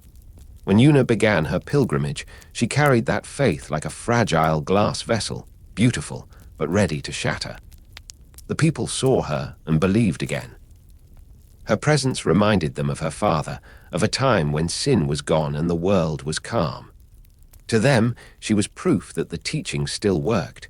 But Yuna's prayers were softer, more personal. She prayed not for Yevon's blessing, but for understanding. In her heart, faith was not something to be followed. It was something to be felt, the quiet assurance that love, in its purest form, could change even the endless cycle of despair. And somewhere, far beyond the reach of temples and sermons, the faith began to dream differently. Their songs grew restless, their voices trembling like wind through hollow stone. They whispered of freedom, of an awakening yet to come. Perhaps, they thought, even the gods could dream of an end to their own creation. In the quiet that followed the prayers, Spira seemed to hold its breath. The wind moved softly through the high towers of Bavel, brushing over the mosaics of the temples and the endless candles still burning in faith. It was a silence not of peace, but of awakening, the kind that comes when the veil of illusion begins to lift. The truth of Yevon was never meant to be found, yet it was always there, hidden within the rhythm of suffering and rebirth. The teachings spoke of salvation, but salvation had never been their purpose. They were a cage made of comfort, a dream built to keep humanity asleep. And for 1,000 years it had worked. The people believed because belief was easier than despair. But when Yuna stood upon the steps of Bavel, the air around her felt different. The songs of the faith echoed faintly in her heart, weary, pleading, ancient. They did not sing of worship. They sang of freedom. The truth moved through her like light through mist, gentle yet unstoppable. She began to understand that Yevon was not a god at all, but a wound that refused to heal. Every summoner before her had believed that the final eon was a blessing, the last gift of Yevon to bring the calm. Yet every calm had been bought with another life, another dream turned to dust. The faith, those souls bound in stone, had carried this sorrow long enough. Their dreams had shaped the world, but their hearts longed for rest. When Yuna spoke her final prayer, it was not to Yevon. It was to them, to the dreamers, to the lost, to all those who had believed for so long that pain was sacred. Her voice trembled not with doubt, but with compassion. And in that moment, something changed. The faith listened. The endless current of faith that had held Spira in its circle began to slow, like a tide receding after centuries of motion. Across the land, the faithful knelt in confusion. The temples fell silent, their hymns fading into the open air. The Meisters looked to their texts and found no words to guide them. For the first time in memory, there were no prayers to Yevon, only a question, what now? But even in that uncertainty, there was beauty. The people began to look not upward, but inward. They found faith not in the idols, but in one another, in the laughter that returned to the streets, in the songs sung for the living instead of the dead. The world was not healed, but it was finally awake. As for Yevon, his name drifted into legend, a faint echo swallowed by time. The temples became ruins covered in vines. The faith, at last, began to fade, their dreams dissolving into the morning light. Their final whisper was not of sorrow, but of peace. We have dreamed enough. In the stillness that followed, The ocean shimmered as if reflecting a dream that had finally learned to rest. And so ended the faith of Yevon, not in fire, nor in rebellion, but in understanding. For when truth is seen clearly, even the oldest gods must bow to silence. There was a song older than any temple, softer than prayer, and deeper than the sea. It drifted through the dreams of Spira like a thread of light, binding all who heard it in stillness. The hymn of the faith, a melody of memory, sorrow, and hope, was said to have no beginning and no end. It was sung not to call upon gods, but to remind the world that somewhere within the silence there was still compassion. In ancient times, before Yevon's name became sacred, the people of Zanarkand sang the hymn to guide lost souls home. The notes carried through the night air like a heartbeat, slow, steady, eternal. It was said that the faith themselves, those who once were human and now dreamed without end, kept the song alive. Even when their voices faded, the melody lingered, a memory too kind to die. The song had no words when it was first sung. It was pure sound, the voice of longing itself. But as centuries passed and faith reshaped the world, the hymn gained meaning. The Meisters taught that its verses were offerings to Yevon, that the sound alone could purify sin and bless the dead. Yet even in their temples, no one could explain why the song felt so different, why it carried both joy and mourning in the same breath. To the faith, the hymn was not about gods or salvation. It was their heartbeat, the sound that connected them to one another across the dreams they shared. When they sang, they remembered who they were. The boy who once played by the sea, the woman who once prayed for peace, the warrior who once believed in light. Their dreams, scattered through stone and time, joined in harmony each time the hymn rose into the air. Even those who did not understand the words felt its truth. Sailors hummed it to calm the ocean. Children whispered it in the dark. Summoners sang it before the statues of the faith, believing it to be a sacred offering. But beneath those sacred walls, the faith heard it differently, not as worship, but as love. When Yuna first sang the hymn, it was at a small temple far from Bavel.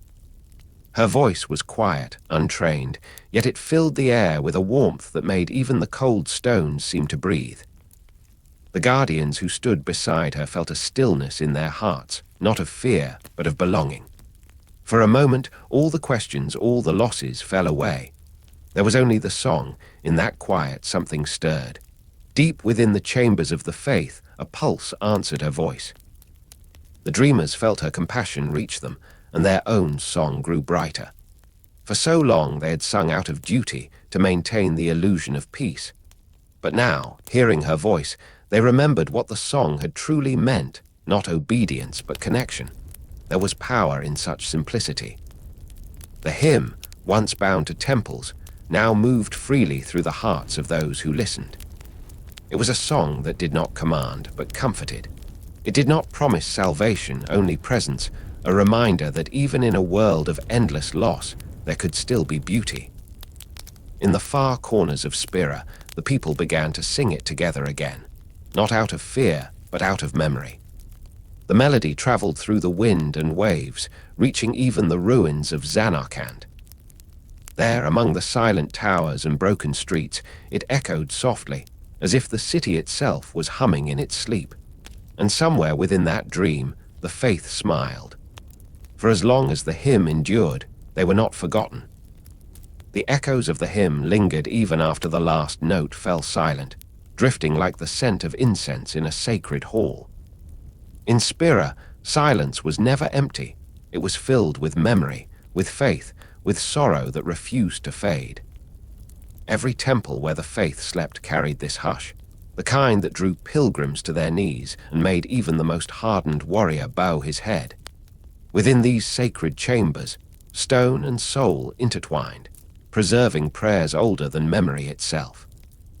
When Yuna and her guardians approached each temple, they entered not merely as travelers, but as witnesses to the remnants of countless lives turned into eternity. The statues within were not just carvings. They were vessels of the faith, once human, now eternal dreamers. Their faces were serene, their eyes closed, forever lost in the dream that sustained Spira's cycle.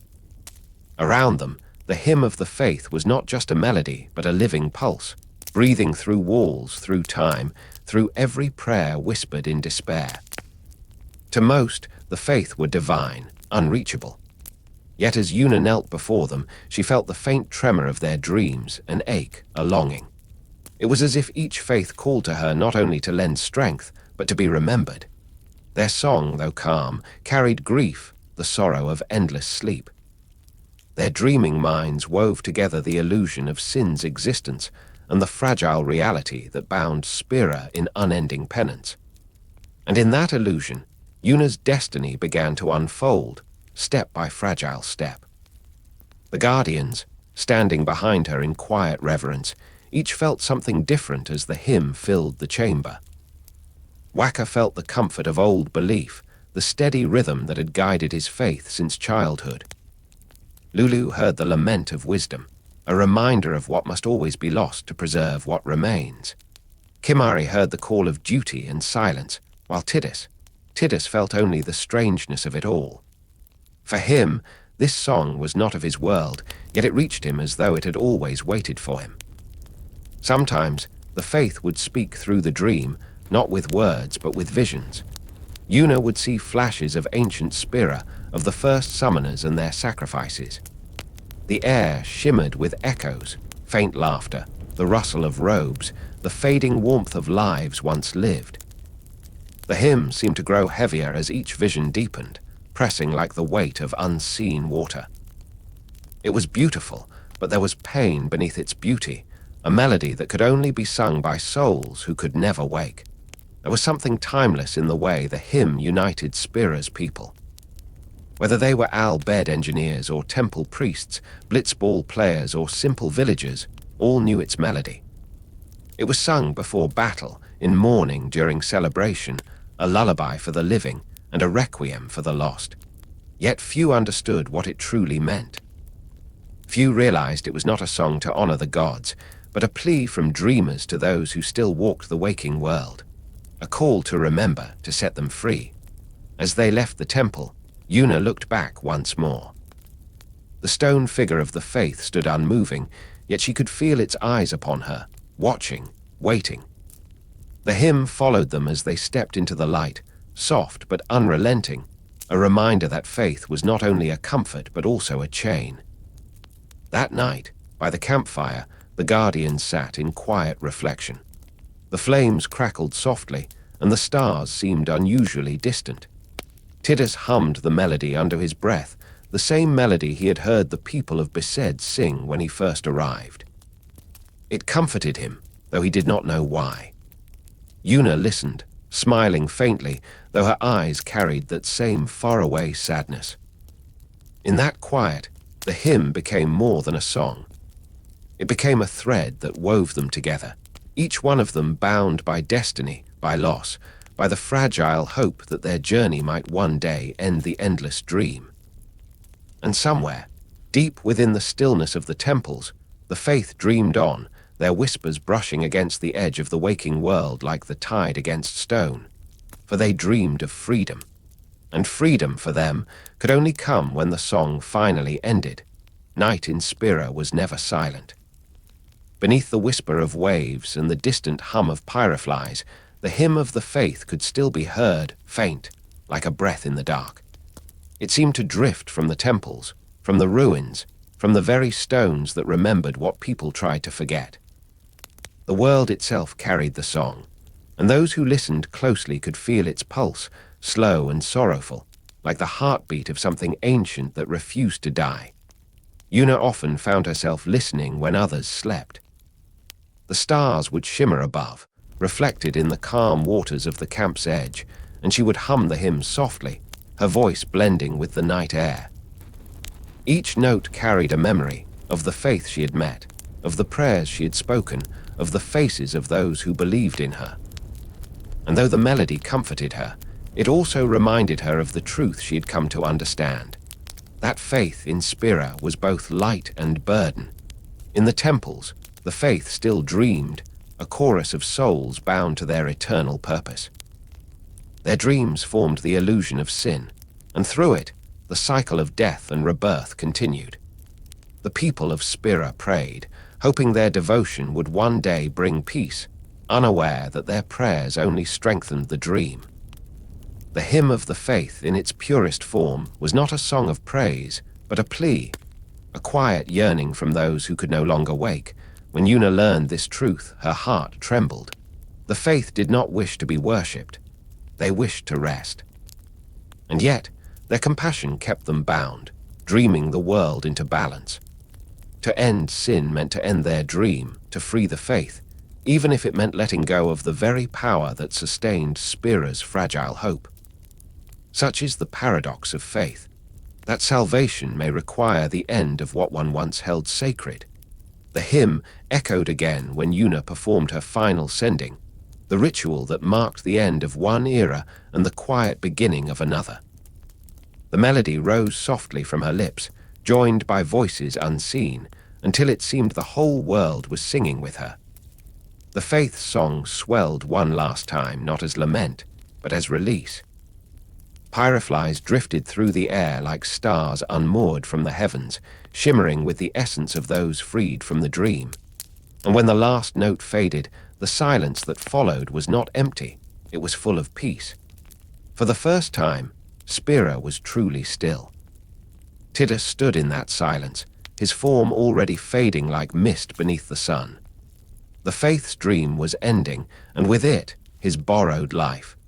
He smiled faintly as he looked back at Yuna, the one who had taught him what it meant to fight not for victory, but for tomorrow. The hymn lingered faintly in the air, weaving around him like a farewell. He closed his eyes, listening to it one last time before the dream dissolved. Afterward, life in Spira changed. The temples stood quiet, their chants replaced by laughter, by rebuilding, by new beginnings.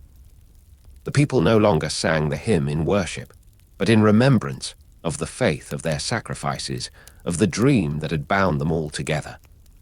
It became a song not of sorrow, but of gratitude, echoing through the hills and over the seas like a gentle wind. And somewhere beyond the mortal veil, perhaps the faith still listen. Their dreams no longer burdened by sorrow, but touched by the peace of release. The hymn that once chained them had become their freedom. In the end, faith itself transformed. It was no longer about temples or summoners or sacrifice. It became something simpler, purer, the belief that life, no matter how fragile, is worth dreaming for. As the night deepens and the stars stretch endlessly across Spira's sky, the faintest trace of the hymn remains, a whisper of the past carried on the breath of the world. And for those who listen with open hearts, it is still there, waiting, reminding them that every ending is, in truth, only the beginning of another dream. In the soft hush that followed the fall of sin, Spira stood still, as though the world itself was holding its breath. The sea, once a mirror for sorrow, glittered again beneath an honest sun. The people stepped from their shelters and temples, blinking at the brightness, unsure whether the silence that met them was peace, or merely the pause before another dream began. For 1,000 years, the hymn of the faith had woven through the heart of the world, a lullaby sung to both soothe and sustain the endless cycle. And now, that song was gone. The summoners' voices were silent, their eons resting in quiet release. The great statues that once held the sleeping faith stood like empty vessels, their stone faces serene, as if they too were dreaming of what might come next. Yuna walked among them, her every step an echo of prayers once spoken and promises once kept. Around her, the breeze moved like a sigh, gentle, hesitant, as if the world was learning to breathe again. She had known the path of sacrifice, the weight of hope, and the truth behind the illusions that once ruled Spira. Yet now, with sin gone and the temples hushed, there was an emptiness she could not name. For peace, it seemed, carried its own kind of silence, one that did not shout, but asked. It asked what one does when the war is over, when the dream is fulfilled, when the song ends. Yuna looked out to the horizon and saw no monsters rising from the sea, no clouds dark with despair. Only waves, slow and endless, touching the shore like a whispered promise. The eternal calm, they called it, a phrase spoken softly in every corner of Spira. It was the promise the people had longed for, yet few truly understood what it meant to live within it. For how does one rebuild a world shaped by sacrifice? How does one find meaning when all that defined life, pilgrimage, prayer, and penance, had vanished into myth? In Besed, laughter returned like sunlight through leaves. Children played on the sands, and fishermen rebuilt their boats, singing songs that had forgotten sorrow. The air smelled of salt and fresh beginnings. Yet behind that joy lingered the faint memory of loss, like incense in the air, a reminder that peace was not born from victory, but from the weary closing of an old, long dream. Wakka and Lulu found themselves caring for a new life, a child born into a world that had never known sin's shadow. To them, this was proof that hope could take shape, that futures could exist without fear. Yet even in their joy, Wakka would sometimes turn toward the ocean and squint against the horizon, as though expecting to see something rise again from the deep. Farther inland, in Luka, the people rebuilt their games, their cities, their laughter. The blitzball spheres filled again, their waters clear and inviting. The crowds gathered to cheer, not to pray. And yet, beneath the cheers, a quiet reverence remained, not for the gods that once ruled their faith, but for the memories of those who had given everything to make this calm possible. The temples, once the beating hearts of Yevon's power, became places of reflection rather than worship. Some turned them into sanctuaries of memory, museums of faith, where the stories of summoners and guardians were carved in marble and preserved in song. In Bavel, the grandest of all temples, pilgrims came not to bow, but to listen to the wind, to the stillness, to the faint echo of prayers that no longer needed to be spoken. And still, in her quiet moments, Yuna dreamed. She dreamed of faces she had lost, of a boy who had smiled beneath a fading sky, of laughter carried on the wind from a world that might never have existed at all. She dreamed of Zanarkand, the city of lights, and wondered whether dreams, like people, could find peace when their time had passed. For peace, she thought, was not the end of all things, but the slow awakening of what remains when the dreaming stops. The calm spread like morning light over Spira, slow and golden, touching every ruin, every scar, every memory. Yet even in peace, shadows lingered, not of monsters or gods, but of thought and memory, of a people learning to live again without fear. In the early days, the people celebrated as though the very air had been reborn. Songs echoed through the cities, songs not of prayer but of freedom, sung by voices that trembled with disbelief. They called it the new age of Spira, a time to build, to love, to remember without sorrow. But for those who had seen the depths of that long pilgrimage, peace felt strange, fragile, a silence too perfect to trust. Yuna traveled from village to village, meeting faces that once had only known her name as a prayer. To them, she was no longer the high summoner who defeated sin. She was a living symbol of hope, proof that the world could begin again. Children gathered around her, offering flowers instead of tears, and the elders spoke her name with gratitude woven into every syllable. Yet inside her heart, there was a quiet ache, for though she had found peace for the world, she had lost the dream that once filled her own. At night, she would sit by the sea, her gaze tracing the stars reflected upon the waves. She would close her eyes and listen, wondering if she might still hear that faint, impossible melody, the hymn of the faith. Sometimes she thought she did. A single note in the distance, a whisper that wasn't there. But when she turned, there was only wind, soft and kind, carrying nothing but the sound of the present. Lulu once told her, "Peace is not something we find, Yuna. It's something we make again and again." Those words stayed with her. Perhaps the calm wasn't a gift to be received, but a garden to tend. The old ways had fallen, the temples were silent, but the people still needed something to believe in, something to guide them through days no longer shaped by fear. In Bavel, debates began. Without Yevon's teachings, what was right? What was sacred? Some clung to the past, fearful of freedom. Others embraced the new world, dreaming of ships that could cross the skies, of cities that could shine brighter than even Zanarkand once had. Between them lay uncertainty, the quiet tension of a world being rewritten by human hands. Waka found himself struggling too. He had been raised by Yevon's prayers, had lived by its rules. Now, with those rules gone, he looked to Lulu, to their child, and to Yuna for meaning. "How do we know we're doing the right thing?" he once asked. Lulu smiled, that calm, knowing smile that carried the strength of the old world and the patience of the new. "We don't," she said, "but we try. That's enough." And so life went on. Day by day, the world learned how to breathe again. The airships of the Al-Bed flew freely across the skies, no longer chased by superstition. The bridges between tribes, once burned by fear and faith, were rebuilt with quiet trust. People began to see each other not as believers or heretics, but simply as souls walking the same uncertain path. Even so, the memories of loss remained. In the ruins of Zanarkand, where the pyreflies once danced like dying stars, travelers still came to lay flowers and offerings. They came not to pray, but to remember, to whisper the names of those who had walked the pilgrimages before them, those who had given their dreams to keep the world alive. The ruins glowed faintly at night, as if the city itself remembered.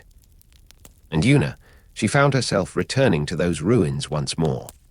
The journey back was silent, her footsteps soft against the stones once scorched by the fires of faith.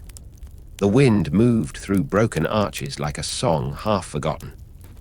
She stood where the final summoning once took place and felt the weight of silence press gently against her heart. There, in that sacred emptiness, she smiled, not in sorrow, but in understanding. For she realized that the calm was not an ending, but a beginning shaped by remembrance. The world had awakened, yes, but dreams still lingered, waiting to be reborn. The faith of the old world had not vanished, it had transformed into something quieter, something human. And when she looked up at the stars that night, she did not wish for the return of old songs or gods. Instead, she whispered softly, "Thank you." It was a prayer, not to the heavens, but to the past, to the souls who had dreamed so that others could live awake. In the days that followed her return to Zanarkand's quiet ruins, Yuna felt something in the air shift, as though the world, after a long and restless sleep, had finally begun to dream again, but this time with its eyes open. The stars above the broken city shimmered faintly through the mist, like thoughts too shy to speak. The sound of the ocean, steady and patient, rolled endlessly against the distant cliffs, carrying with it both memory and renewal. She stood for a long time, letting the wind play with the hem of her clothes, feeling the soft hum of the pyreflies drifting around her. They no longer wept, they no longer lingered out of pain. They moved lightly now, as though dancing to a song only they could hear. A song of peace, of freedom, of release. Behind her, the night stretched wide and tender. Spira was asleep, not in sorrow, but in contentment. The villages that once burned now shimmered beneath moonlight.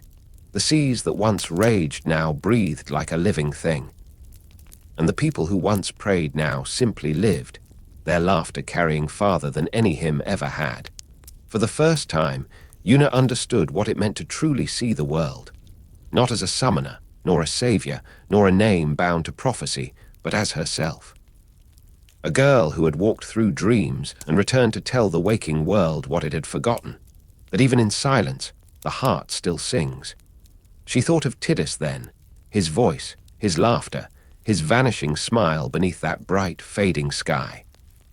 His name was no longer a wound, but a whisper that softened with time. "Thank you," she murmured again, to the sea, to the air, to everything that had shaped her. For though he had been a dream, he had taught her the truth of living, that to love, even for a moment, is to give eternity a reason to exist. In the distance, the faint call of a gull broke the stillness, and Yuna smiled. The world was alive, uncertain, imperfect, and endlessly becoming. The calm was not a moment in time, she realized. but a rhythm, a heartbeat. It lived wherever people dared to live without fear, wherever the past was remembered with gratitude rather than grief. As the first light of dawn began to spill across the horizon, painting the ruins in hues of rose and gold, Yuna turned away from the sea and began to walk. Her steps were light, her path unwritten. Around her, the pyreflies shimmered and swirled, rising into the awakening sky like stars returning home. In the years to come, people would still speak her name. They would tell stories of the high summoner who ended the cycle, who freed the world from the shadow of its own dream. But Yuna would no longer be a figure of legend. She would be a reminder that peace is not the absence of struggle, but the courage to face tomorrow without forgetting yesterday. And so, the eternal calm became more than history. It became a lullaby carried by every shore, a breath shared by every heart. The people of Spira learned to live, to build, to love, not because they were told to, but because they finally could. In Besed, children grew up beneath skies unscarred by sorrow. They swam in clear waters, chasing the light. In Luca, the games continued, laughter echoing through the stadium as the crowd cheered beneath banners of color. In Bavel, scholars studied the ruins not to worship, but to understand, to learn from what was, and to dream of what might be. And far above them all, the stars continued their quiet watch, the same stars that had once looked down upon endless suffering, now witnesses to gentle joy. The calm endured, not because the world had forgotten its pain, but because it had learned to live alongside it. And as the evening winds brushed softly across the sea once more, it almost seemed as though the pyreflies whispered a single, lingering word into the horizon, one final blessing from the dreams that came before: rest. Even after peace had settled across Spira, there were nights when dreams still shimmered faintly through the quiet, as though the world itself could not forget the memory of what it once was. The sea whispered beneath a pale moon, and in its rhythm, one could almost hear the remnants of a song that had never truly ended. In the depths of sleep, the people of Spira still saw visions of temples lit by pyreflies, of eons descending in light, of a great city that gleamed like a star upon the sea. It was as though the dreams of the faith, though freed, still wandered through the hearts of those who remembered. And perhaps in a way they did. For dreams once shared by so many souls do not fade. They linger, quiet and patient, waiting to be remembered. Yuna often awoke to that feeling, as if she had been walking through a familiar place in her sleep, a place half real, half remembered. Sometimes she dreamed of the shore where she once said farewell to a fading smile. Other times, she found herself in the ruins of Zanarkand, where the pyreflies drifted like lanterns in an endless dusk. Each time she woke, there was a warmth in her chest, not sorrow, but a strange kind of peace. She would rise early and step outside, letting the dawn air brush against her face. Besed lay quiet beneath the soft hum of the waves. The ocean was endless, and the wind carried faint songs from faraway lands, songs that spoke of new journeys, of rediscovered dreams. The people called it the age of rebuilding, but Yuna knew it was more than that. It was the age of remembering, of learning how to dream again, but with open eyes. For though the faith had vanished, their gift remained. Humanity had inherited the power to dream, not as illusion, but as creation. They no longer prayed for miracles, they built them. The airships that crossed the sky, the laughter that filled the cities, the courage that shaped each new morning, all of it was born from the same pulse that had once awakened the eons. The dream continued, not through the faith, but through the hearts that refused to stop imagining. Still, there were whispers in the corners of the world. In the shadowed ruins of forgotten temples, travelers spoke of strange lights seen at night, of voices echoing softly, as if the walls themselves remembered. Some claimed to have heard the faint melody of the hymn carried on the wind, though no one could say from where. The scholars in Bavel dismissed such tales as superstition, but others believed that the faith, though freed, still lingered, watching, guiding, dreaming quietly beyond sight. Yuna listened to these stories with calm curiosity. She had learned not to fear the unknown. Once, she had lived her life within prophecy, her every step carved by destiny. Now, she walked freely, guided not by the words of others, but by the quiet knowing of her own heart. And yet, part of her could not help but wonder, could a dream ever truly end if it had been loved so deeply by the world? There were nights when she stood by the sea and looked toward the horizon where the stars met the water. The sky there shimmered differently, a faint flicker, like the edge of another world brushing against this one. She thought of Tidus again, the boy who had come from a dream, who had lived as though the world itself had imagined him. Sometimes she imagined that, somewhere beyond that distant shimmer, his story continued, not as a memory, but as a dream that chose to live on. And perhaps that was what dreams were meant to do, to live on, reshaping themselves in the hearts of those who remember them. The faith had dreamed of hope, and the world had awoken because of it. Now it was Spira's turn to dream, not of gods nor of power, but of peace that could endure without illusion. In the hush of that thought, Yuna smiled. The wind moved gently through the palms, carrying with it the scent of salt and new beginnings. The sea shimmered under the rising sun, its light soft and forgiving. Somewhere in the distance, a gull cried out, not in sorrow, but in greeting. The dream, she realized, had never ended. It had simply changed form, no longer confined to temples or songs, but living quietly in every moment of life. Every sunrise, every laugh, every breath of wind through the island trees, all of it was the continuation of something ancient and kind. And as the morning light touched the waves, she whispered softly to herself, "Maybe we were never meant to wake up completely. Maybe the dream was meant to stay, just enough to remind us that there's still beauty left to find." Time moved gently in Spira. The years no longer carried the weight of prophecy, and yet the past still glowed faintly beneath the surface of every new day.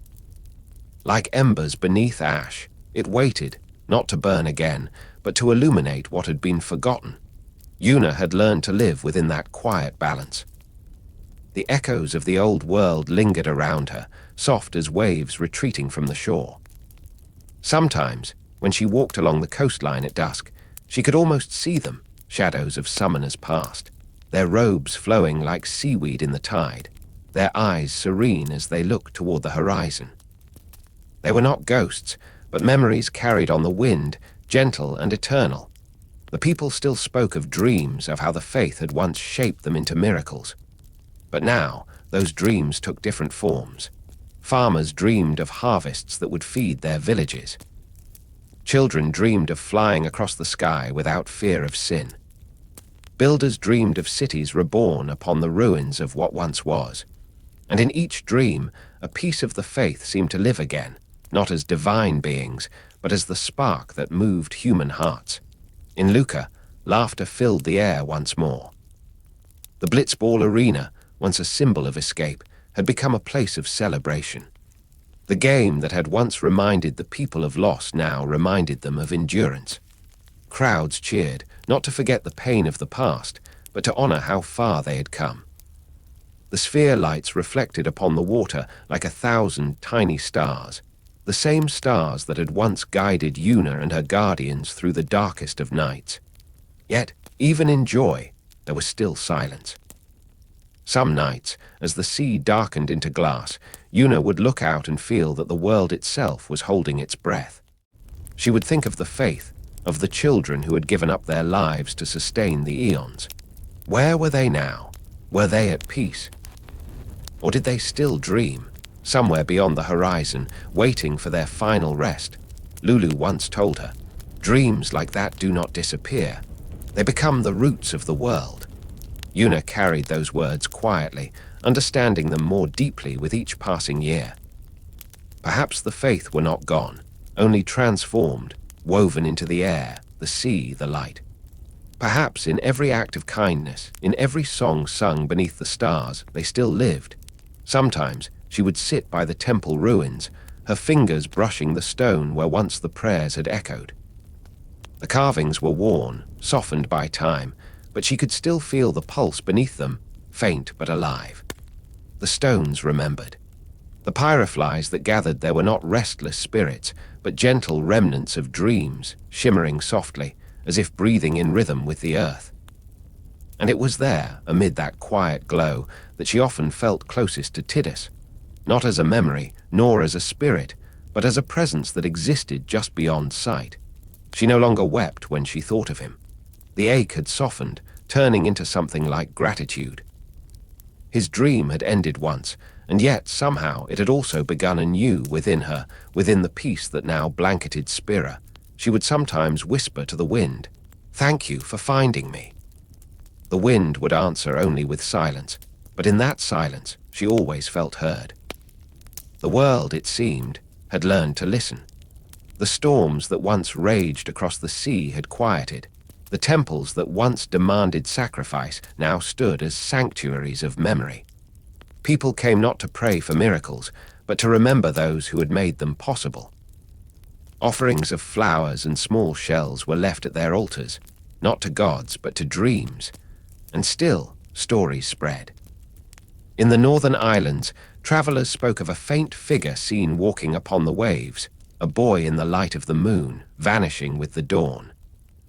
Others claimed to have seen pyreflies rise from the sea, forming shapes that danced before dissolving into the air. No one knew if these tales were real or simply born from longing. But Yuna never denied them, for in Spira, faith had taken a gentler form, not of worship, but of remembrance. The hymn was no longer sung in fear. It was sung softly at gatherings, its melody a lullaby that calmed hearts rather than summoned gods. The children sang it without knowing its origins, yet the song seemed to belong to them now, as natural as the sea breeze that carried it. One evening, as twilight fell over Besed, Yuna stood on the pier and listened to that song drifting through the air. The voices of the villagers rose and fell like waves, soft and slow. The ocean glimmered beneath the stars, and for a brief moment, she could almost see two worlds overlapping, the world of dreams and the world of waking life. Perhaps, she thought, they had never truly been separate. Perhaps the world itself was a dream the faith had given shape to. And now that they were gone, humanity had inherited the dream, carrying it forward one heartbeat at a time. She closed her eyes and smiled, the sound of the hymn fading gently into the night. The dream continued, not as illusion, but as life. The moon had risen high above the ocean, silver and still, its reflection rippling softly across the waves. The island of Besed slept beneath its light, palm leaves swayed gently, and the distant hum of the sea became the rhythm of dreams. Somewhere beyond the horizon, the echoes of the old world still lingered, faint but tender, like a lullaby carried through time. Yuna sat by the shoreline, the sand cool beneath her fingers. Around her, pyreflies drifted lazily, glowing like tiny memories that refused to fade. Each one felt familiar, a moment, a face, a whisper from long ago. She watched them rise into the air, vanishing toward the stars, and thought of how every ending was only a beginning turned inside out. There was no sorrow in her heart now, only a quiet wonder. Spira had been reborn, not through the will of gods or the strength of summoners, but through the gentle persistence of life itself. The sea still sang, the wind still moved through the trees, and people still dreamed. And in those dreams, she saw traces of all they had lost, and all they had learned to love again. She thought of Tidus, not as the hero who vanished with the dream, but as the laughter that once filled the air, the courage that taught her to keep walking. His presence had become the rhythm of her days, woven into the pulse of the world itself. Sometimes she could almost hear him in the sound of the waves, a voice like sunlight upon the water, calling softly, reminding her that love does not end where dreams do. It merely changes shape. Nearby, Waka and Lulu's child ran along the sand, his laughter chasing away the last of the night's stillness. It was the sound of renewal, proof that the world had moved forward. They were no longer guardians, summoners, or warriors bound to fate. They were simply people living within the calm they had once fought to protect. And yet, even peace had its mysteries. The faith had vanished, but sometimes travelers claimed to hear their songs deep within the ruins, faint harmonies beneath the earth, echoing like water in stone. Some said the eons still watched over them in silence. Others believed the faith had become part of the stars, shining down upon Spira as constellations no one had yet named. Yuna never searched for proof. She had learned that faith did not always need answers. There was beauty in the unknown, in trusting that something greater than memory still connected all living things. The air, the ocean, the dreams that passed between hearts, they were all threads in the same tapestry. At times, she would close her eyes and remember the world before the calm, the ruins of Zanarkand, the towers of light piercing through mist, the voices of her guardians beside her. They felt like fragments of another life, yet also part of her still. For even when the dream had ended, its echo remained, shaping the future with every quiet heartbeat. Night deepened, and the stars glimmered brighter. A soft breeze stirred the sea, carrying with it the faint sound of the hymn of the faith. The melody was slow, almost tender, as if sung by the world itself. Yuna listened, her eyes half closed, and smiled. The song had changed, no longer one of mourning but of peace. In that moment, she understood something she had never found words for. The faith had not disappeared. They had simply become what they had always been, the bridge between the world of dreams and the world of waking life. And now, that bridge belonged to everyone. A pyrefly floated past her hand, bright and small. She watched it drift upward, joining countless others in a river of light that shimmered into the night sky. It reminded her of the first time she had seen the sending, when she had guided souls to rest, her heart heavy with sorrow. But now there was no weight, no grief, only serenity. As the lights rose higher, she whispered a quiet prayer, not to gods, not to the faith, but to the dream itself. May you never fade. May you find new hearts to live within. The wind carried her words away, scattering them like petals across the sea. Somewhere far beyond the horizon, perhaps in the place where dreams are born, the faith heard her and smiled. And so Spira slept, at last unbound from its cycle, yet forever cradled by its memories. The waves moved softly against the shore, each one a heartbeat, each one a promise that nothing truly ends. When dawn finally touched the edge of the ocean, the light felt familiar, like the warmth of a memory long missed. Yuna rose, brushing the sand from her robes, and turned toward the village. The morning awaited, full of small laughter, new stories, and the quiet hum of life continuing. Behind her, the sea shimmered, endless and alive. It whispered of love that transcended time, of dreams that could never truly be forgotten. And as the sun rose over Spira, it seemed to say, the dream does not end. It only changes form and begins again.